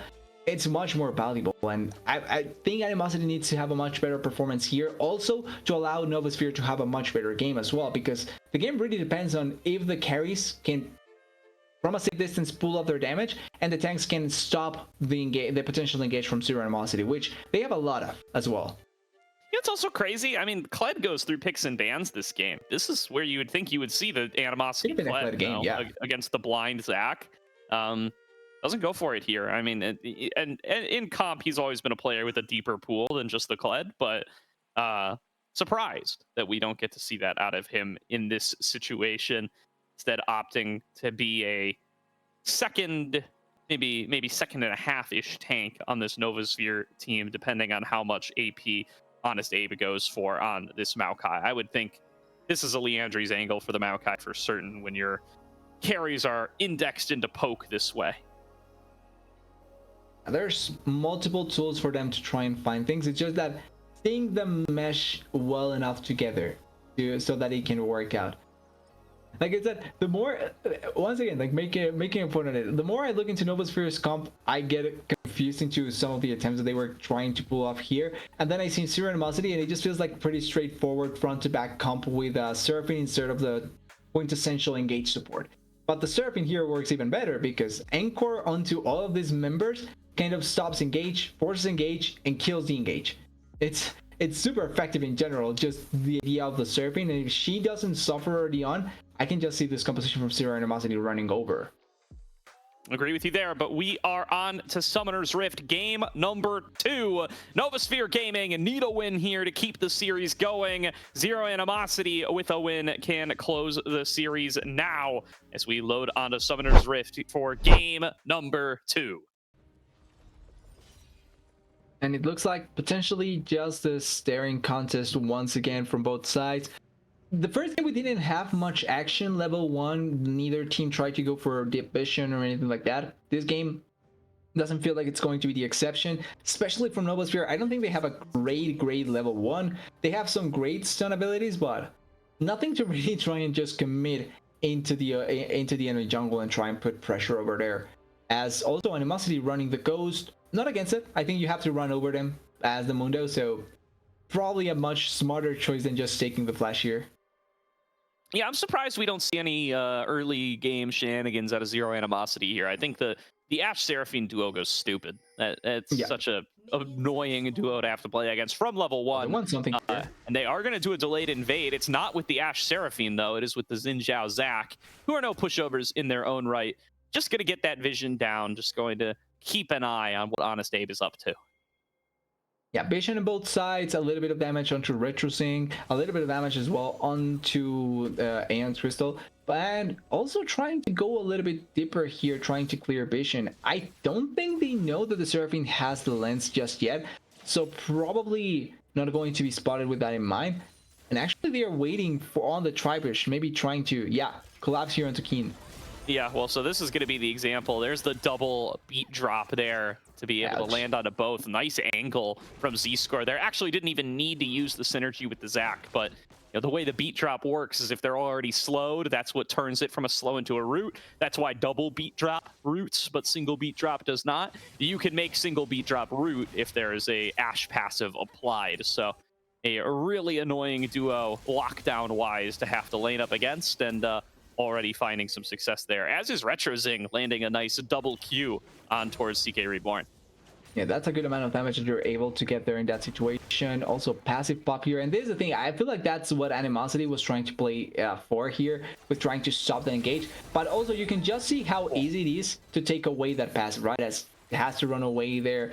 Really difficult for the Rel in that situation. And is so awful. Yeah, I mean, it's just a bit of a range advantage here. You know, the harass range from the volley, and nice job here to start punishing already. A good dodge with the twisting advance, going to make sure that Honest Abe can get away, but Aeon Crystal stealing away the wolves, already flexing the muscles in that jungle. Yeah, and we see a little bit of trading here, but like it's pretty equal on the top side with the way that trades go. And I think this is also something similar to the previous game. The difference here is that the side of Zero Animosity were much more passive in what the previous game looked like. Where this game, they have control mid, they have control bot, they are going into the enemy jungle as you're a little bit alone here, so maybe not the best choice. Maybe getting a little too aggressive, trying to replicate the success at level 1. I think that Ignite kills. Z-Score goes down, gets too big for his britches. Honest Abe goes into execute, trying to steal away some camps. I don't think he got anything. No, I feel like he saw Xin Zhao coming, got scared, and then went into turret range. I mean, it's good to not give up the kill to Xin Zhao, but what a waste of time to not even take away a camp. Did he steal blue buff or something? Am I crazy? I don't think he did. So we need to see the Xin Zhao right now. If he has blue buff, because the Maokai got his own blue buff. So if Xin Zhao has his, I don't think he stole the blue buff from the Maokai. I don't believe so either. I thought he started on blue buff. No, yeah, he has blue buff. So yeah. So Anastasia gets nothing. There is the engage and nice layering of the CC to guarantee the knockup. Going to get them a kill in the top side out. Oh, wait, he did again? Trying to steal it. Oh, he does get it. Yeah, no, so he gets the blue buff. He gets the blue buff. Yeah, I actually thought Xin Zhao was not able to get the blue buff down there, but they do steal each other's. But at the end, it doesn't really matter because they still sacrifice each other. Oh, thank you very much, Caddy, for making sure the analysis is accurate and showing us what actually went down there. So Honest Abe steals away the buff, makes it so it's not a 3-buff start, executes himself. Executing yourself doesn't cause you to lose the buffs anymore either. I say anymore. I think they made that change like half a decade ago now, but yeah. But still, valuable enough that you don't give up the buffs. But at the same time, I think that you probably could try and play it out. So a lot of fear by Honest Abe in that situation. Because I don't think Xin Zhao knew that the Maokai was there. No, I don't think so either. So making the call that, hey, I'm probably not going to get out of this. Albino Spino taking an extended trade. Nice dodge from RetroZing. And yeah, using Let's Bounce against the level 5 Mundo. Albino Spino finding another solid trade. Oh, Z-Score making his way up here as the level 3 Seraphine. You do not win these trades up against the Maokai, but Sky Sailor is here as well. They are fully committing towards this grub spawn that's not for 20 seconds still. But it's not yet there, but this is something they did in the first game as well. Where, yeah, they lane swap. It's something they did in the first game as well. They had the advantage, they changed lanes, and then they get the control for the scrubs as soon as they appear. This, I feel like a pretty normal play so far by a lot of the teams that have been watching pro play, feels like. But I like the idea, just because they already have a lead down there, they don't need to push it even anymore. And if you want to try and contest, you go for it as well. But also because Albino is quite strong right now, I think that he does a pretty good job just trying to play against Keanu. There's no way that Keanu can try and kill the sack at this point, so pretty comfortable for them to just collect a couple of gold and that's it. Yep, just going to be an exchange of those early objectives, but plates going over to Zero Animosity's bot lane here, as Sky Sailor finds an opportunity to just wail away at this turret, and the grub's going to make it all the easier. First dragon and first grubs expected to fall simultaneously here. It is 6 minutes and 40 seconds. Honest Abe able to secure it, no problem. Yeah, trade-up objectives, pretty similar to the previous game as well. Nothing out of the ordinary there. The main victory has to be displayed, and also Animosity suffering for, I don't know the sins of someone, but suffering for the fact that he has no control on this lane. And in comparison, the Sack keeps on getting gold, the Ashe keeps on getting gold, and they are just denying Animosity so much value here. This is awful. This is complete and utter disaster for the side of Novasphere Gaming, and kind of difficult to see, really. Definitely. Oh, Honest Abe able to secure that red buff without issue. Top lane turret going to be taking a lot of damage here. I mean, that's 3 plates in this extended push, and Animosity getting completely zoned out here, falling increasingly behind compared to his opposition. And now it's just keeping, trying to just put as much pressure as possible, and they need to make something happen. They finally send the Rel here to try and contest a little bit more. But I'm not even sure if with the Rel they can try and just allow for Animosity to have an easier time. If they decide to stay here on the side of Zero Animosity, they can just put even more pressure on Animosity, and going to be difficult for him to find a lot of body. But this is what we're talking in draft as well. It's fine if you want to draft for these champions, but Mundo is one of those champions that you really don't want to see fall behind, because he needs the levels, but he also needs the items. The tankier he gets, the easier it is for him to play the game.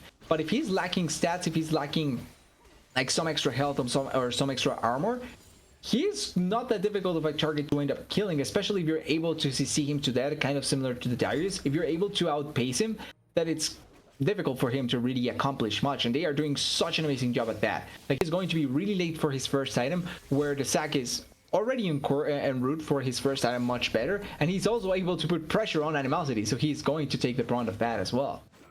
Yeah, now the invade coming through on the respawn of that blue buff bottom side, by the way. Looking like they're going to potentially get a fight started over there, as Honest Abe getting forced out of the jungle as they contend for the grubs, or the gromp rather, as well. Animosity and Albino exchanging some blows still, but not looking like there's going to be at risk of anybody falling down. All the numbers for Zero Animosity on this bottom side. Yeah, it doesn't look like much of a risk. Also, we barely have talked about it, but because we have barely seen it at all as well. But even though the mid lane is being won in CS by the Jays, we haven't really seen them moving around as much as possible, and a good amount of damage they're actually going to take a charge shot. Yeah, nice trade by RetroZing there, although CK playing at the very edge of the turret range, going to be able to knock him back without taking aggro back, but another double Q, another charm, RetroZing looking for the kill, can't flash the shock blast, and CK Reborn with the solo kill. That was RetroZing trying too hard to outplay the Jays, and at the end sadly doesn't work out that well. Really good kill by the Jays, and really an important kill actually, because with how the rest of the map was going, with so much blood spilling all over the place, you needed to have someone that at the very least can salvage the situation. And pretty good for the side of Novasphere that the Jace is that one champion. A huge advantage for CK there. Comes up with the solo kill and doesn't expend the flash while RetroZing does. So a continued advantage state for him in that mid lane one-on-one. Completes the Ghost Blade as well before RetroZing can even get the Roa done. So a lot going wrong for the Zero Animosity mid laner off that play. And you needed to have someone with gold right on the side of Novasphere. So the fact that Jace is going to be that one champion with the poke, especially against, well, we mentioned this as well, against champions like the Ahri, like the Ashe, like the Seraphine, that are so squishy, one good shock blast could really turn a fight around. So good for the side of Novasphere that they are the ones that get the early lead, and maybe for this coming grubs they can try and force a fight in their favor. Another Remember, fight down they here. traded Dragon and Grubs at the same time. It's already Grub time again before the respawn comes through, and what an execute by Keanu. Just lines up the ultimate and solos out Sky Sailor. That's a numbers advantage for Novasphere. They can get themselves onto this second Grub spawn. Albino and Animosity duking it out again in the bottom lane. Both have their ultimates available, but Animosity at no risk of going down because that maximum dosage, unless he forgets to pop it. Finally coming on through there to try to brawl back with Albino. Spino. Oh, they're engaging in. Over the Grubbies as well. An immediate melt onto CK Reborn and an immediate double kill onto RetroZing. They thought that the numbers were going to be enough, but a beautiful engage turns it right back for ZA. Well, I guess the kill onto the Jays no longer matters that much now with 2 kills onto the Ahri. And even though I really like the way that Keanu played that, collapsing really well onto the Ashe, forcing her to flash early on, and then putting the ultimate in a place where she cannot skip at all. It's so well executed. But then the Grubs way too greedy with the way that they went for the Grubs, because it was also a there were 2 people alone in that Grub pit where the 3 members were moving around, and the rail wasn't even close by, so it's not like it could have been a 3-4-3 fight. Really good way to try and capitalize onto that. The Grubs get collected much better for the side of Zero Animosity, with 4 in their favor to the only 2 of the Novasphere. And then the gold lead once again much more in favor of Zero Animosity. Definitely. Well, Albino getting himself a little alone time with the bottom lane turret, and thanks to that Grub advantage, going to get himself a couple of plates worth of gold as well. And that double kill going to be enough for RetroZing to finish his Rod of Ages. Yeah, now it begins the stacking value from RetroZing there. I think probably going damage wouldn't have been bad, but particularly for this game where there's so much tanky value, having an area that can survive for longer probably makes more sense. That being said, damage-wise, when thinking about the composition from Zero Animosity, it's not the biggest damage composition, really. Like, it's mainly banking on the Ashe being able to hit for really long periods of time. A per attempt. Yeah. A little bit of a swing and a miss there from Sky Sailor, trying to catch out CK Reborn up a little bit too far. They're going to go and start the Dragon regardless. That is an important engage tool. They will be down. It's all going to be about this bottom river here. Both sides posturing for control. 4 versus 4 on this bottom side as the trade continues in the top. Albino keeping the damage onto Animosity. I swear, every time we pan top lane, it tries to make us think that something interesting is going to happen, and then we just remember that it's 2 tanks and nothing will happen at all. Yeah. They're going to be flapping each other all day long. Yeah, I'm not expecting any kill out there at all in the near future at the very least. And Zac is back to full health as well, so it's not like it's going to work out into anything. Maybe he gets the full turret before the plates fall down. Yeah, I mean, he's 4 grubs in. Should have no problem securing this one. So yeah. Animosity cannot stop that from falling down. It does seem like Novasphere were the first ones to get to 3 kills, so it will be the objectives that determine who gets the feat strength this game.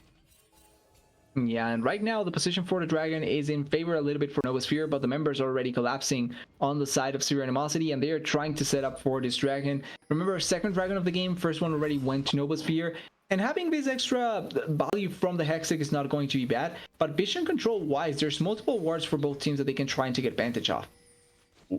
Definitely.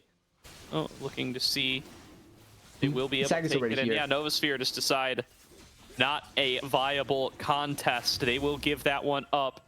Down 2k gold, not on the Dragon stacking, behind in grubs. I don't think this is where you wanted to be as the Novasphere composition, nope. TDS. No, like we were mentioning, you're banking a lot on being able to get a little bit of an early lead, not only because your champions do value having the extra items quite a lot, but also because, wow, just Cell sending it on this Xin Zhao. Look at the Enchanted Crystal Arrow. He connects onto Honest Abe on the backside. They advance forward, but they're split. They don't manage to finish off CK, and that means the first kill is actually going to go over to Priscilla. Now Z-Score is in too far. Zero Animosity. They split their focus. The Enchanted Crystal Arrow is a bait, and it's a 2-0 fight for Novasphere. Just like that, they turn around that situation. It was all on Aeon's forcing so heavily that play, and they really wanted to make it work out, but they were lacking the damage a little bit in that situation, and that's what we wanted to bring up before we saw that Enchanted Crystal Arrow go wide in the mid lane. Even though Zero Animosity's composition was doing really good so far, they are still a composition that doesn't necessarily have a ton of damage in their favor. It's banking on the Ashe getting a lot of time hitting targets and then being able to just out damage them in the long run. But they don't have a lot of burst damage because of this RA build, and then also they don't have a lot of mid damage that can last a certain degree, but also that takes a little while to ramp up. And in that sense, they are lacking quite a bit of that, so it's going to take them quite a while before they really can stack on the damage and be able to take down multiple targets. They're against a very tanky team composition as well, so indexing into that Titanic Hydra for Eon Crystal should help them out somewhat, but definitely going to need to get those item spikes hit, be able to work their way through stuff like the tanky Mundo and the Maokai, who manages to sustain their way through that fight. Still, they are advantaged on the map, and they will be able to get on towards this Rift Herald, although Novasphere has something to say about it. Honest Abe coming in from the top side would have a great ultimate angle. They don't have the follow-up. Animosity is on the bottom side, doesn't have the teleport. They're 4v5. Yep, they don't have the advantage in that play, so that means that they probably cannot force it as much. And really nice sidestep there. It's really on that long-range engage that Skysailor can go for. It pulled out of position slightly by the stretching strikes. Hit by the wind becomes lightning, but will be just fine. Pops the ultimate on the wave, and I think they'll be able to stop this push. Yeah, and also because of the way that they try to force so much on the mid lane from Zero Animosity, they are able to take down the bot lane turret by the Mundo. Animosity able to get a little bit more gold there. And also, they are back into square one. It's only 200 gold behind. They have been able to recover really well after what has transpired so far into this game. And now it's going to be a lot on those mid-game team fights, especially next Dragon. Probably going to be a much more important objective than we think. And also, it's Mountain Soul, so the extra stats, the extra resistance stats for the side of Novasphere Gaming, going to be really good. Really is here. So, see what they'll be able to accomplish with those additional buffs here. So Novasphere, we were getting a little worried, but they have brought the gold back to even. Still going to need to see a little bit more to push them over the edge. This Ashe will hit additional power spikes at some point. The Ahri will finish off the Leandry's portion of this new Ahri build, and that will give you that additional damage on towards tanks. I expect to see tank busting items out of both of them before too long. The Void Staff and the follow-up. Oh man, Z-Score goes for the flash encore and does not find Keanu a flashback away. That's an engaged support play on an enchanter support right there. It is. It's a flash. Hey, you did load the flash from the lock, so maybe it works out later on. They are trying to collapse onto Animosity as well here. multiple members coming in. Animosity has no passive, he may be dead. It's going to take a long time, but I do think they will kill this Mundo eventually. As Pop the Ghost needs to get that maximum dosage through, does manage to do it, sustaining up with the W, buying as much time as they can, and there's the Magnet Storm. The setup, actually. It takes the engage, looking for the fight, but the Crescent Guard doing a lot of work here for Aeon Crystal. It does expire, though, into the skies from CK Reborn. Will Aries take behind. that Xin Zhao down. It's a 1-for-1 so far, but Retro Zing on the backside, able to get the first reset of the fight on towards Priscilla, but Z-Score is low and expended the flash earlier. Honest Abe able to finish him off, and now over the wall comes CK looking for that burst of damage alongside Keanu, and it's a killing spree as Retro Zing falls. Novasphere winning out on the fight 3 for 2 when Animosity was the one getting collapsed on. Yeah, and I'm thinking Z-Score probably wishing he had the anchor right there, because that was a fight that with an anchor looks completely different. But here, the initial engage, not a bad situation. I think the idea is completely fine. The biggest mistake I feel like has to be here, how they posture themselves after the engage from the rail. Really good engage, forcing so much damage onto the sack. Birdie can't do anything after the initial point of the fight. Then they want to try and follow up, but Xin Zhao is dead. Z-Score gets collapsed on as well really easily on the side, and then the Ari, even though she arrives with a good positioning, she cannot force herself so much either, because she's lacking damage first and foremost, but also the other members are way too far away. It's a fight that it's really difficult to pull off because of how the rest of the members were positioning themselves. Yeah, and another really good fight out of Keanu there, positioning themselves over the wall, knowing that they don't have the flash. Comparing that to Z-Score, but here comes another fight. Encore comes through, connects onto one, but only one. It will only be Priscilla who's going to instead send herself back up the dragon outside, trying to buy some space for the rest of the team. The smite was successful for Honest Abe, so that is a secure on the dragon in trade for his life. Yeah, it's a dragon for his life, but it's also going to be a turret in the top lane. And maybe Retro Zing. Ooh, that could have been a kill. Yeah. Oh, God. Closing up there, but like we were mentioning, it's a turret in the top lane. It's a tier 2 turret, so more gold value in general. They do collect finally the tier 1 in the bot lane, but for how the game has been going, pretty good value for Zero Animosity until this, maybe. Oh, Keanu. Now this is where the lack of flash gets punished. Priscilla going to come in, pop the Magnet Storm, doing her best to protect her mid laner, but you cannot stop Aeon Crystal, who will finally finish off the kill. CK gonna try to make the trade back happen, takes down one, looking for Albino Spino, but this is a tanky Zac, and the flash will be forced, but right back in there with the to the skies. Z-Score and Retro Zing are arriving as backup, and they're gonna have to give this play up here. I don't think you take this elastic slingshot as Albino Spino. Nah, probably better to not do it at all, as they're about to take down the mid lane turret. It's still going to take a little bit longer, so probably not going to be on this push.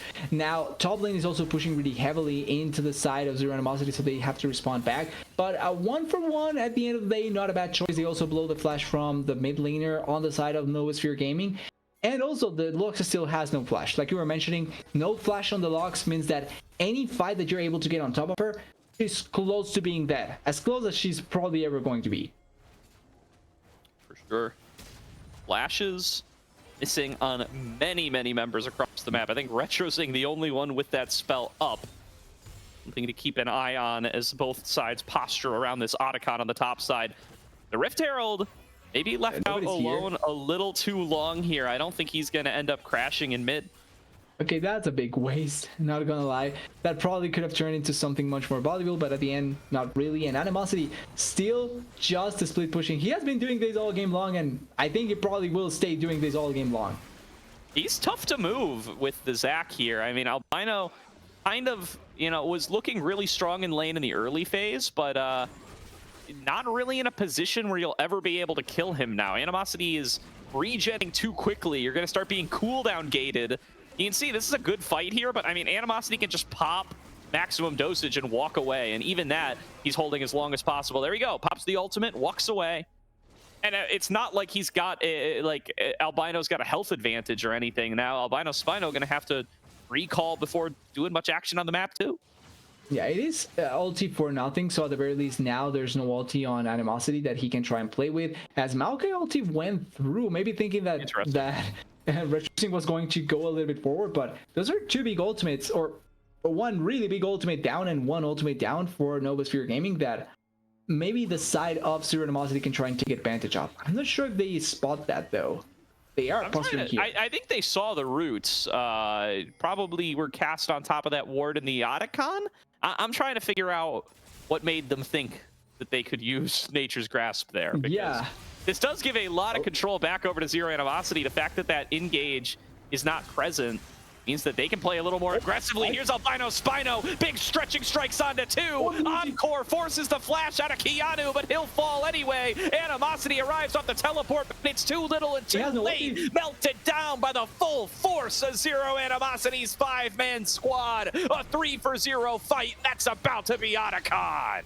He may take a little while to die, but he still is mortal, and he ends up getting killed really effectively there. And the initial engage, forcing the flash out of the route so effectively. But I swear, I have not expected Albino to come from that side. He comes in from the side perfectly, gets the lockdown onto both Keanu and the Rel.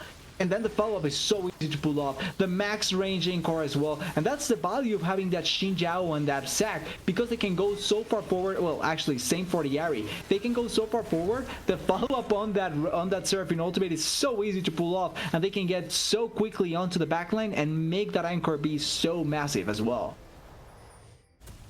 Definitely can. Recalls across the board. The Resurrect's going to be there. And like you said, just in time for Baron. So Zero Animosity, I expect to see them redeploy up towards that top side. Maybe going to pay some attention to this Dragon as well. Don't want to give over a free soul point over to Novasphere. Yeah, you don't want to give that up just because there is quite a few tanks on the side of Novasphere, and the extra stats is always going to be really valuable for them. Now, they are quickly to play, and that also they also can play with the fact that even if they commit too heavily, they will still revive. And there's a lot of chances for them to really play around that as effectively. Ooh, okay, that's one life down. One life down. Sent back to the base is Z-Score. Used for the summoner heal as well. Did not use the Encore. Still takes a little bit to get back now. A little bit of poke damage being found onto Priscilla. But remember, you don't want to have to delay this long against the poke composition from Novasphere. This is a great position for them. Stack teleporting back in, probably going to be a little bit tankier. They have a lot of good control, but they have to be careful about the rail angle, and yeah, they are trying to spot it as quickly as possible. Oh, the engage. Start this fight. Look at a meltdown. Honest Abe will be able to secure the smite for themselves, but now the follow-up fight afterwards. One kill already to Zero Animosity. That's so going to make it two. Let's bounce across the team from Albino. Spino does so much work, and 3 kills go over to Zero Animosity. They don't even lose any of the Otacon buffs. And Novasphere going to have to walk away, lick their wounds, and sacrifice this Baron. A huge win to ZA. That is such a good team fight, and it's so well played because with the only part that was kind of scary was Zari go. Okay, they lose one Otacon buff, one extra Otacon buff because the Seraphine also lost theirs. But the biggest part for me for that fight was how they controlled the Chase so well that he died immediately, and then also getting the Dragon. Because even if they lose some members, they still have the Otacon buff that would have been kind of meaningless in a sense. But getting the Dragon, getting the kills, getting the control, and then getting the Baron is so big for the side of Zero Animosity. And they are running the show now, much bigger lead. This Sag is really, really a big menace that you have to worry about. He even has a little bit of AP, so he's doing extra damage as well. Yeah, I think that's a great call from this position. I mean, it synergizes with the Spirit Visage. You're already regenning a whole bunch. You've already hit the threshold where you're a little too tanky for them to effectively focus you down unless you're way, way, way out of position. I love that selection here from Albino Spino. Make sure that they will be able to not be able to be ignored in these extended team fights. Zero Animosity have gotten everything over these last couple of minutes, right? They use that Otacon buff to secure themselves the 4th Dragon of the game. They're 2nd. They secure the Baron. They secure the fight win. And the world is their oyster now. Siscore has to flash away. The Flash Gold S is a little disrespectful there. Probably the only member that will die 100% of the time, though, against that Keanu combo. Yeah, Honest Abe losing about half their HP there. Not going to be the tankiest of Maokai's here, with only having access to the Leandries and that unending despair. Animosity going to have to fill in mid lane, but there's so much danger across the board of an engage being forced here from Zero Animosity. Novasphere just a little bit too behind on their itemization. Yeah, they are not strong enough to be able to fight it out, and they don't have the members to really force something against them. As Honest Abe getting Kula. Okay, he is dead here. Yep. Yeah. And the Anchor, on across, only one. Priscilla going to be the next one to be locked down. They'll be able to focus her down, no problem either. Magnet Storm doesn't even get cast in time. Animosity gets torn through like he's made of paper. The back line off of the elastic slingshot of Albino. Albino will make it a complete 5-for-0 ace. And open qualifiers not looking like a fluke today as Zero Animosity keep on winning and start to turn their fates around in this spring ACL. And it certainly is Zero Animosity. Didn't give Animosity any chance at all, and the team played it off really, really well. Huge props to how they pulled it off. Huge props to Albino. I feel both games really executing so well on both champions, playing the tanks, but winning the lane really effectively as well. And then every time that he arrives to a fight, there's always something that he's able to create. Huge props to Albino. Huge props to the team, man. Already putting themselves up with a win. It's quite nice to have to start off the ACL. Absolutely. I mean, Zero Animosity, like a lot of this team were on the core of the Kosa Gamers squad roster over the course of the last couple of splits, particularly Eon Crystal and RetroZing. Animosity has been a part of that team as well in the past, and they've struggled in some of these more competitive ACLs. So having them come in here, they get the win against Titan in the open qualifiers. They take a game off UCI in the open qualifiers, and then they show up here and they have a really great couple of games up against Novasphere. This is a great little streak they've got going here over the last couple of months. Yeah, has been going out really well, and the way to kind of solidify that is also going into this ACL and trying to prove yourself as much as possible. As we look at the damage charts, it's not like Novasphere didn't do much, right? But a lot of this comes from the fact that they were playing poke champions, so any poke that you connect is going to be quite massive. But then the team fights, the way that the rest of the team played, much better coming in from the side of Zero Animosity and getting the victory in a really effective manner to put one step forward into their ACL attempt, domination, desire, however you want to put it, but a good first step forwards. Now, the next test, though, it's going to be much more difficult because it is two of the teams that we kind of favor as potentially getting out of this group. Or getting out, getting ahead of them in this group. Yeah, I mean, I don't think we have word on Citadel versus CBA5 Wagyu yet. Yeah. Most would say that Citadel's going to win that series, not to undermine your opinion, TDS. But, actually, I went back and checked. I put Citadel first, so we can go back and you're here with the rest of us then. I think we do expect Citadel to be able to take that win. So very likely earning themselves a date with Citadel and gonna get thrown right into the fire off the back of a solid performance here today. That will be a tough matchup for them. But I mean, if they're able to perform well there, I think they are in solid contender status. They will immediately be expected to make playoffs if they're able to be competitive in that series, if not already. Yeah, exactly. It's important to try and prove yourself that way, and if they can show up against one of those two teams, that's already putting yourself even higher above people's expectations. So going to be an interesting matchup over there. And then speaking a little bit on Novasphere, it's not the end of the world, right? Like, you may lose here, but like we're mentioning, it's not you're not going to be eliminated even if you lose this matchup or the next one. It's going to make things a little bit more difficult, yes, but it gives you time to try and prep up. And I feel like Novasphere Gaming has some good tools to try and play with.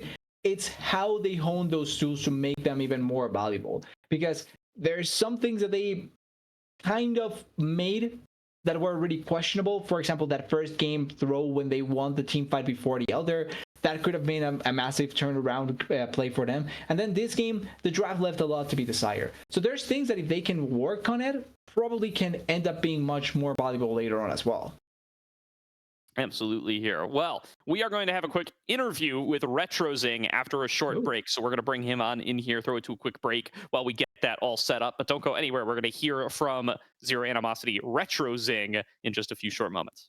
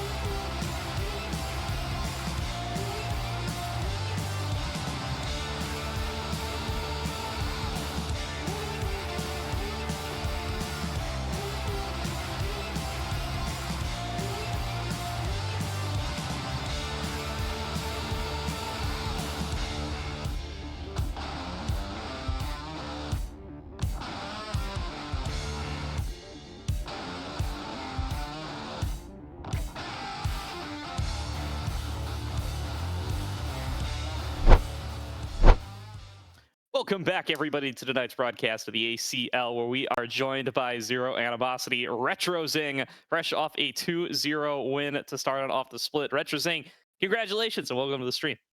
Thank you. I'm very happy to be here.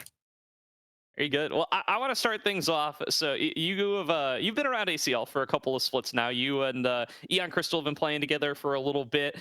Too long, Not yeah. the best results so far in ACLs. I'm kind of curious. You guys have been doing real well on this Zero Animosity team so far. Got some really sick upsets in the open qualifier. What's kind of different about this squad this year?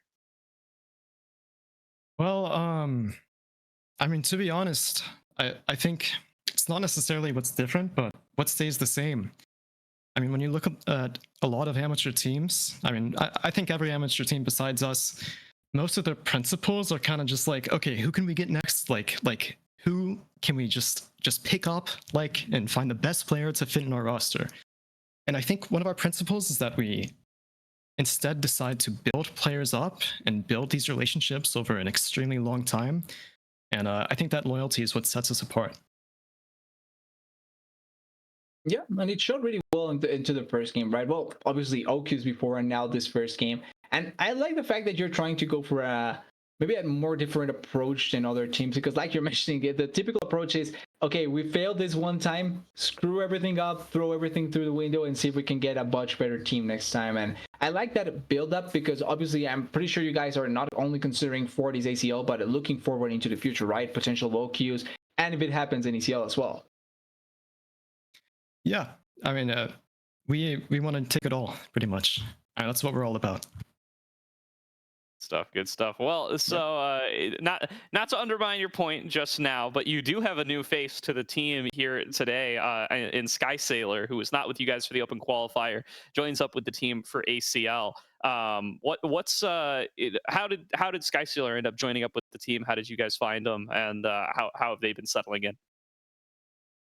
Well, for whatever reason, AD carry players have the most difficult time sticking to a team.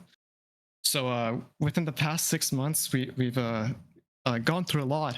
Unironically, it's our most like role. They just, something happens in their life and they're like, oh, okay, guys, I have to quit professionally.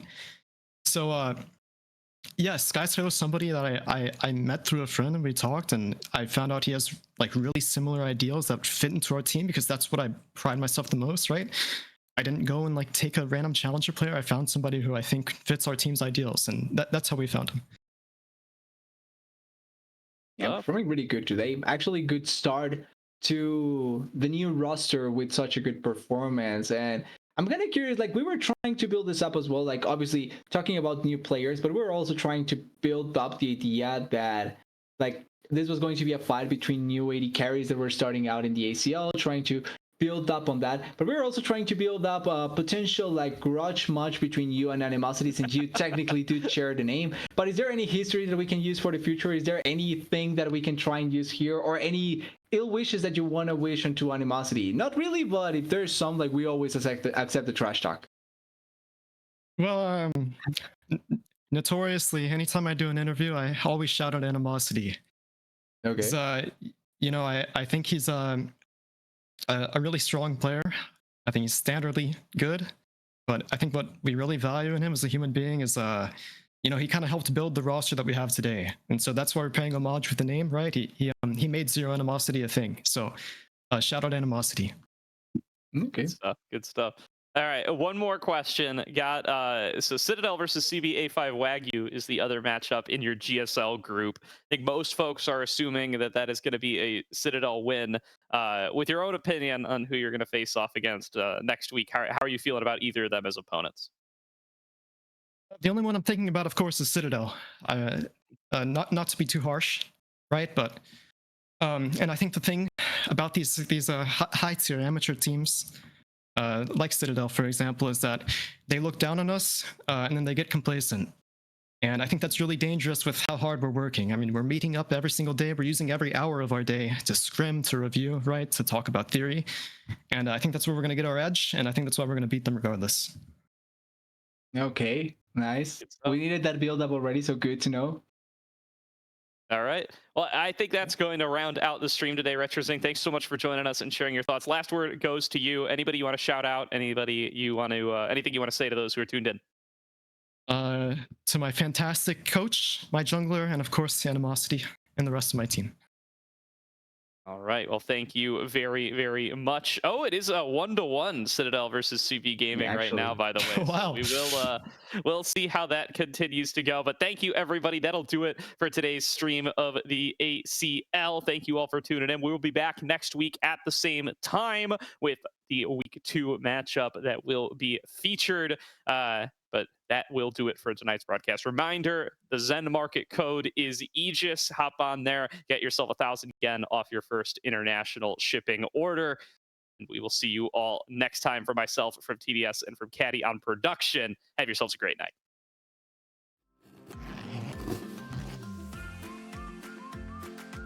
Zen Market. Zen Market. Zen Market. Zen Market. Zen Market. Zen Market. ありがとうございます。ありがとうございます。ありがとうございます。